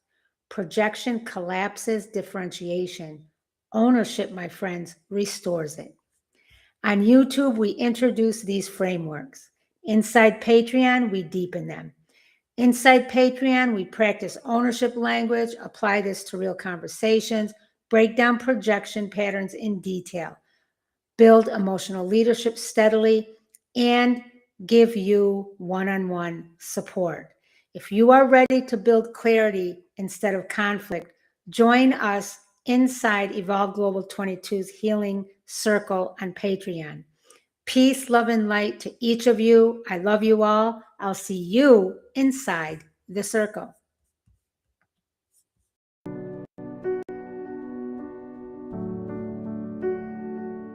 This is not self-help. This is healing. Body, nervous system, wholeness. Energy medicine, Ayurveda-Inspired living, herbal wisdom. Learn, heal, and be together. Wholeness isn't fixing, it's integrating.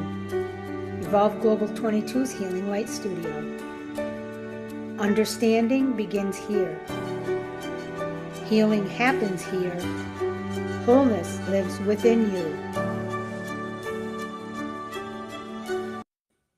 Hello, everybody. Welcome to Evolve Global 22's Healing Light Studio. It is Thursday, February 26th, and we are at the end of February already. Welcome back to the Healing Circle. This week, we've been building differentiation. Monday, we separated what is mine from what is absorbed. Tuesday, we clarified empathy versus enmeshment. Wednesday, we explored projection and how feeling becomes a story. Today, my friends, we will bring all of that into real life because differentiation is not just theory. It shows up in conversation. It shows up in conflict. It shows up when something needs to be said. Tonight, we talk about how to have difficult conversations without collapsing, without exploding, without avoiding, and without losing yourself. And when I talk about these concepts, I'm talking about your relationship with yourself, with the creator of all that is, with others, and with the universe, because all of this applies in total to all of those areas. So always remember to put in everything into context with it under that umbrella. We're talking about relationships in totality, in whole. So here we go, my friends. Learning point number 1. Truth without regulation becomes harm. Truth matters. That's absolutely correct. Honesty matters. That's even more correct. But truth delivered with dysregulation becomes discharge. When your nervous system is activated, your words carry intensity beyond intention. You may be right, but your delivery destabilizes connection. All of us, because we're human, are challenged by, if I don't say it now, I'll never say it. This urgency often comes from fear that the opportunity will disappear. We overcome this by shifting how we view the whole idea. Integrity is more important than immediacy.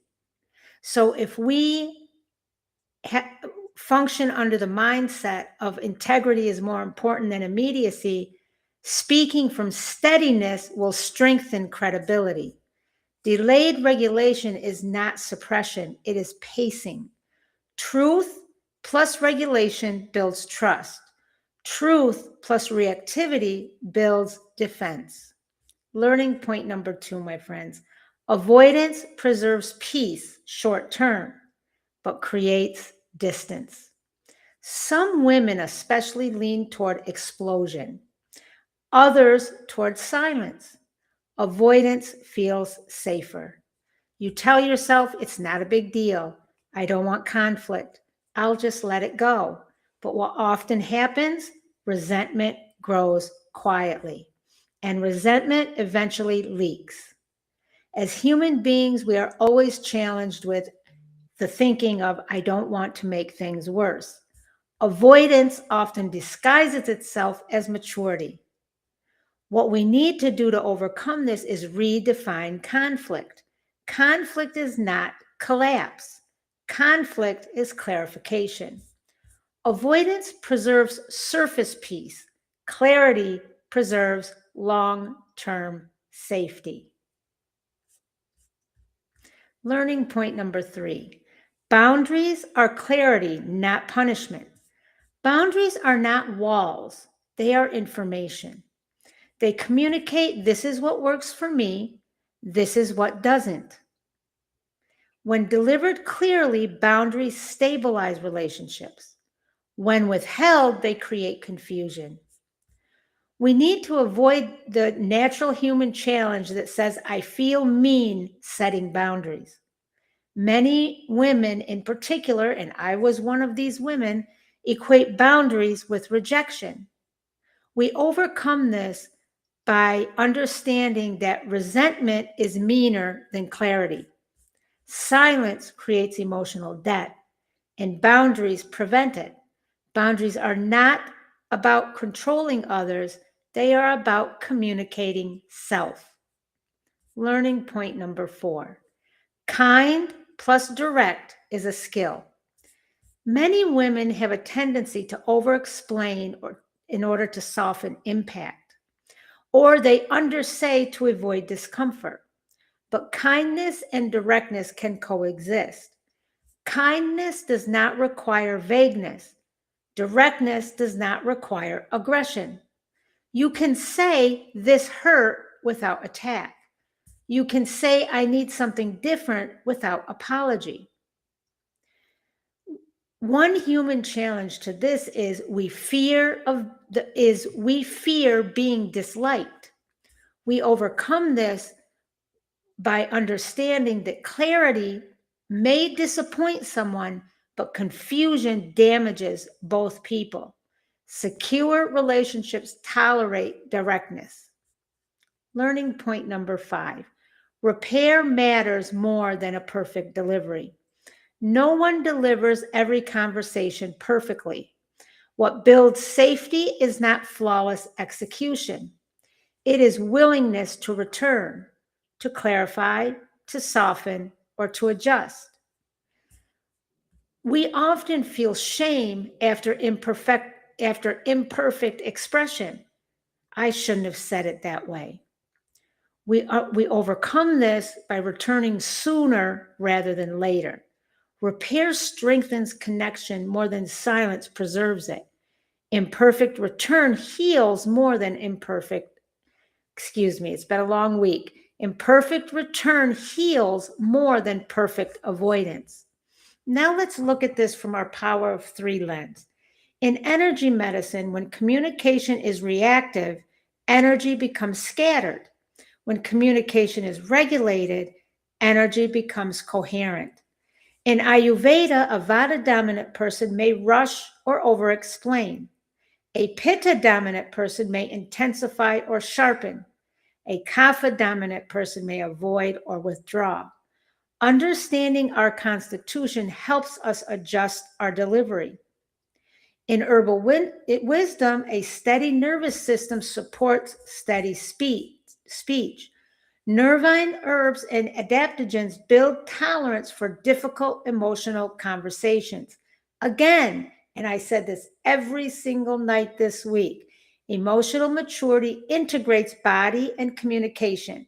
I said this similarly, but just in different words. Emotional maturity integrates body and communication. Now, our journal questions. Number 1, what conversation am I avoiding right now? Number 2, do I tend to explode, over-explain, or withdraw? Number 3, what boundary is my emotion pointing toward? Number 4, where does fear of rejection silence me? And number 5, what would kind and direct sound like in my life?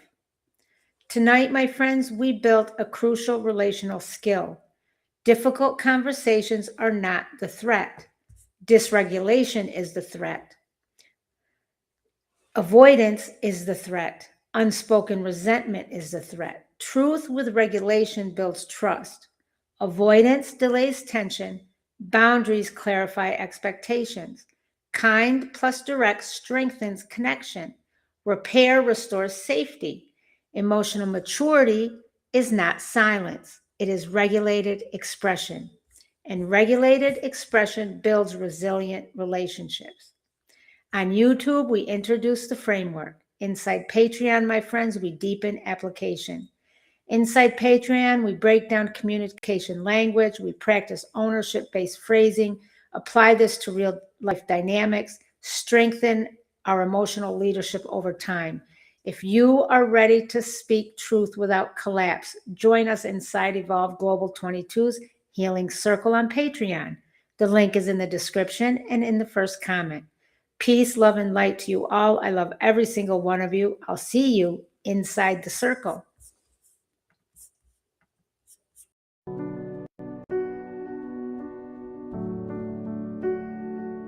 This is not self-help. This is healing. Body, nervous system, wholeness. Energy medicine, Ayurveda-inspired living, herbal wisdom. Learn, heal, and be together. Wholeness isn't fixing, it's integrating. Evolve Global 22's Healing Light Studio. Understanding begins here. Healing happens here. Wholeness lives within you.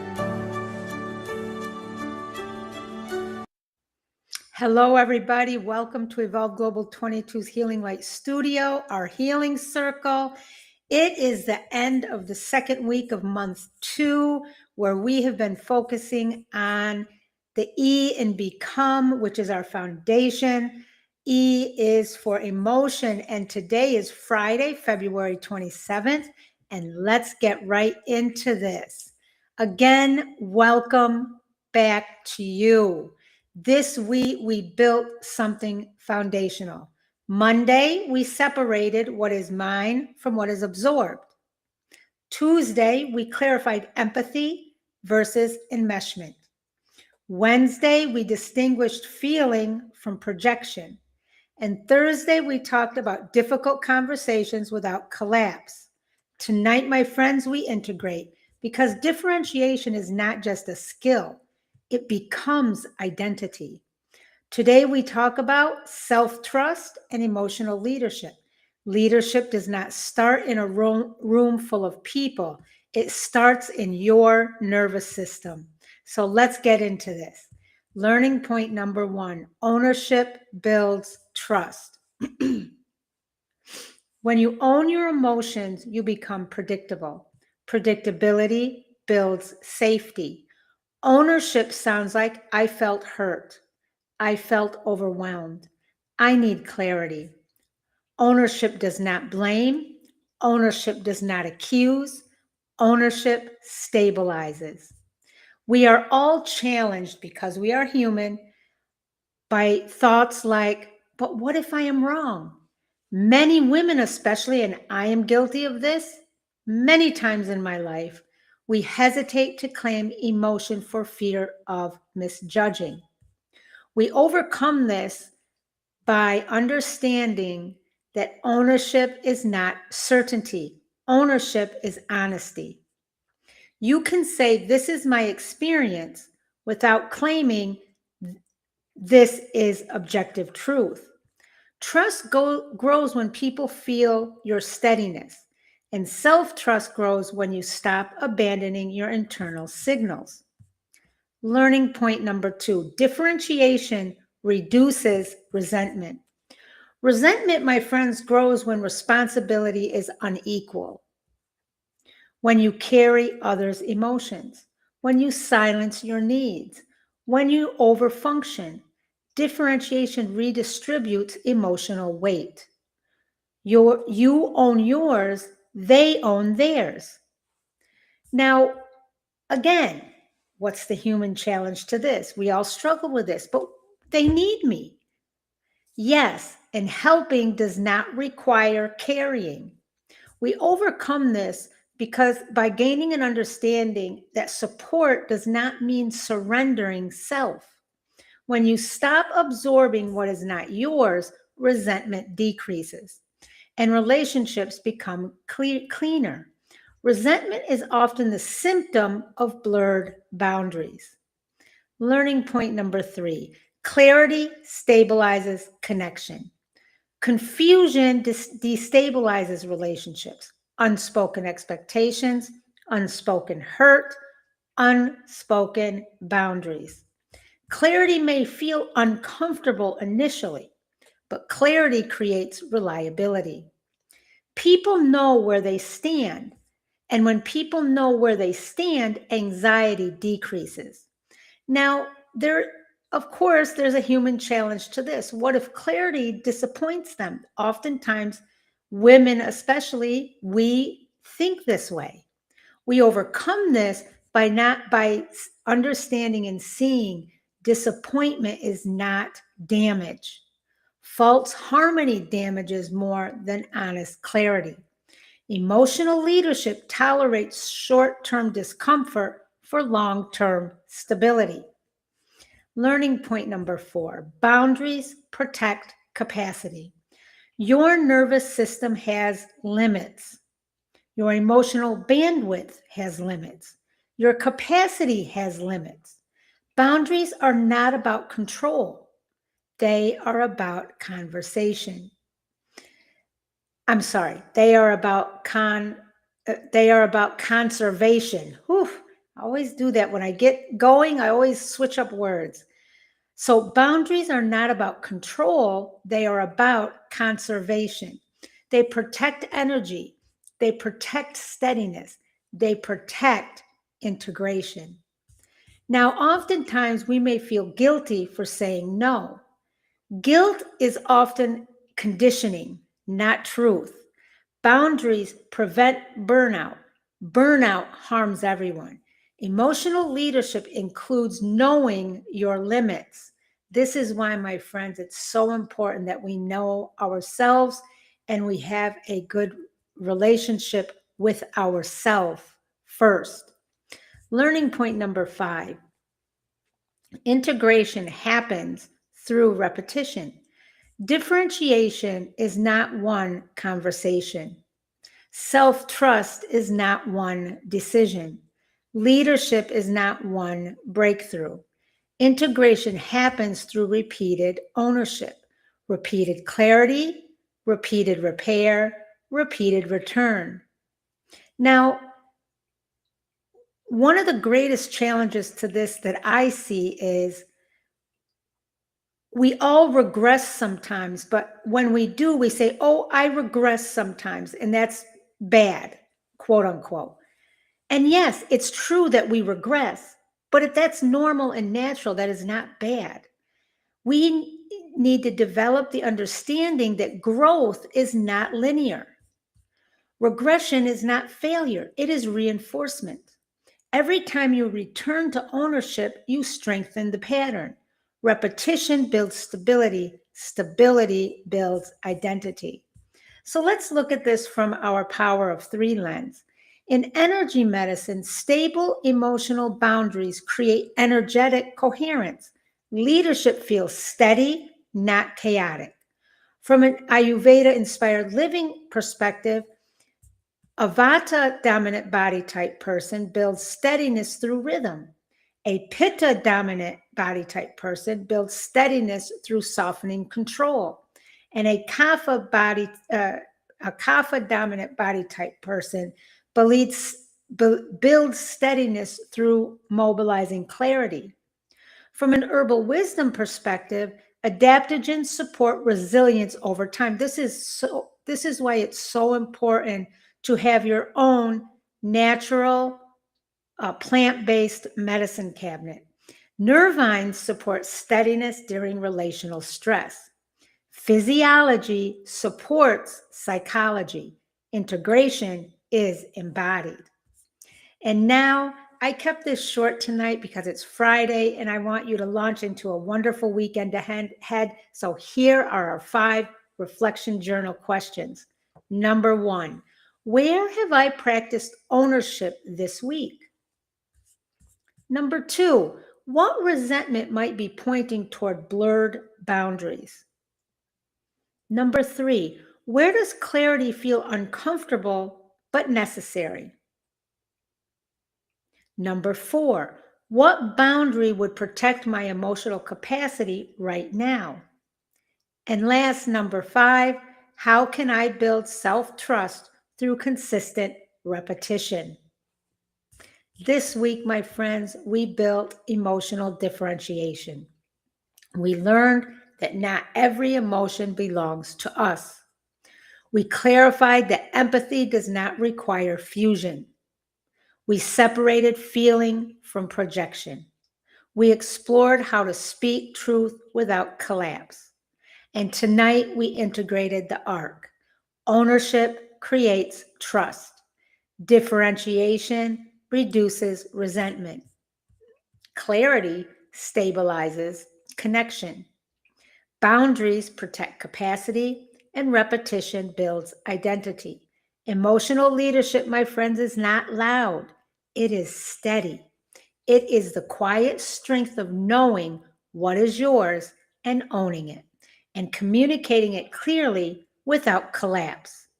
Self-trust grows when you stop abandoning your inner signals, and relationships strengthen when you stop carrying what was never yours to hold. This is not self-protection from love. This is mature participation in love. On YouTube, my friends, we introduce the framework. Inside Patreon, we deepen leadership. Inside Patreon, we expand these concepts in masterclasses, apply them to real-life dynamics, strengthen ownership language, build emotional capacity steadily over time, and you get direct support. I am always there for you. If you are ready to move from emotional survival to emotional leadership, join us inside Evolve Global 22's Healing Circle on Patreon. Peace, love, and light. I love you all. I'll see you inside the circle on Monday. Have a wonderful, blessed, safe weekend ahead.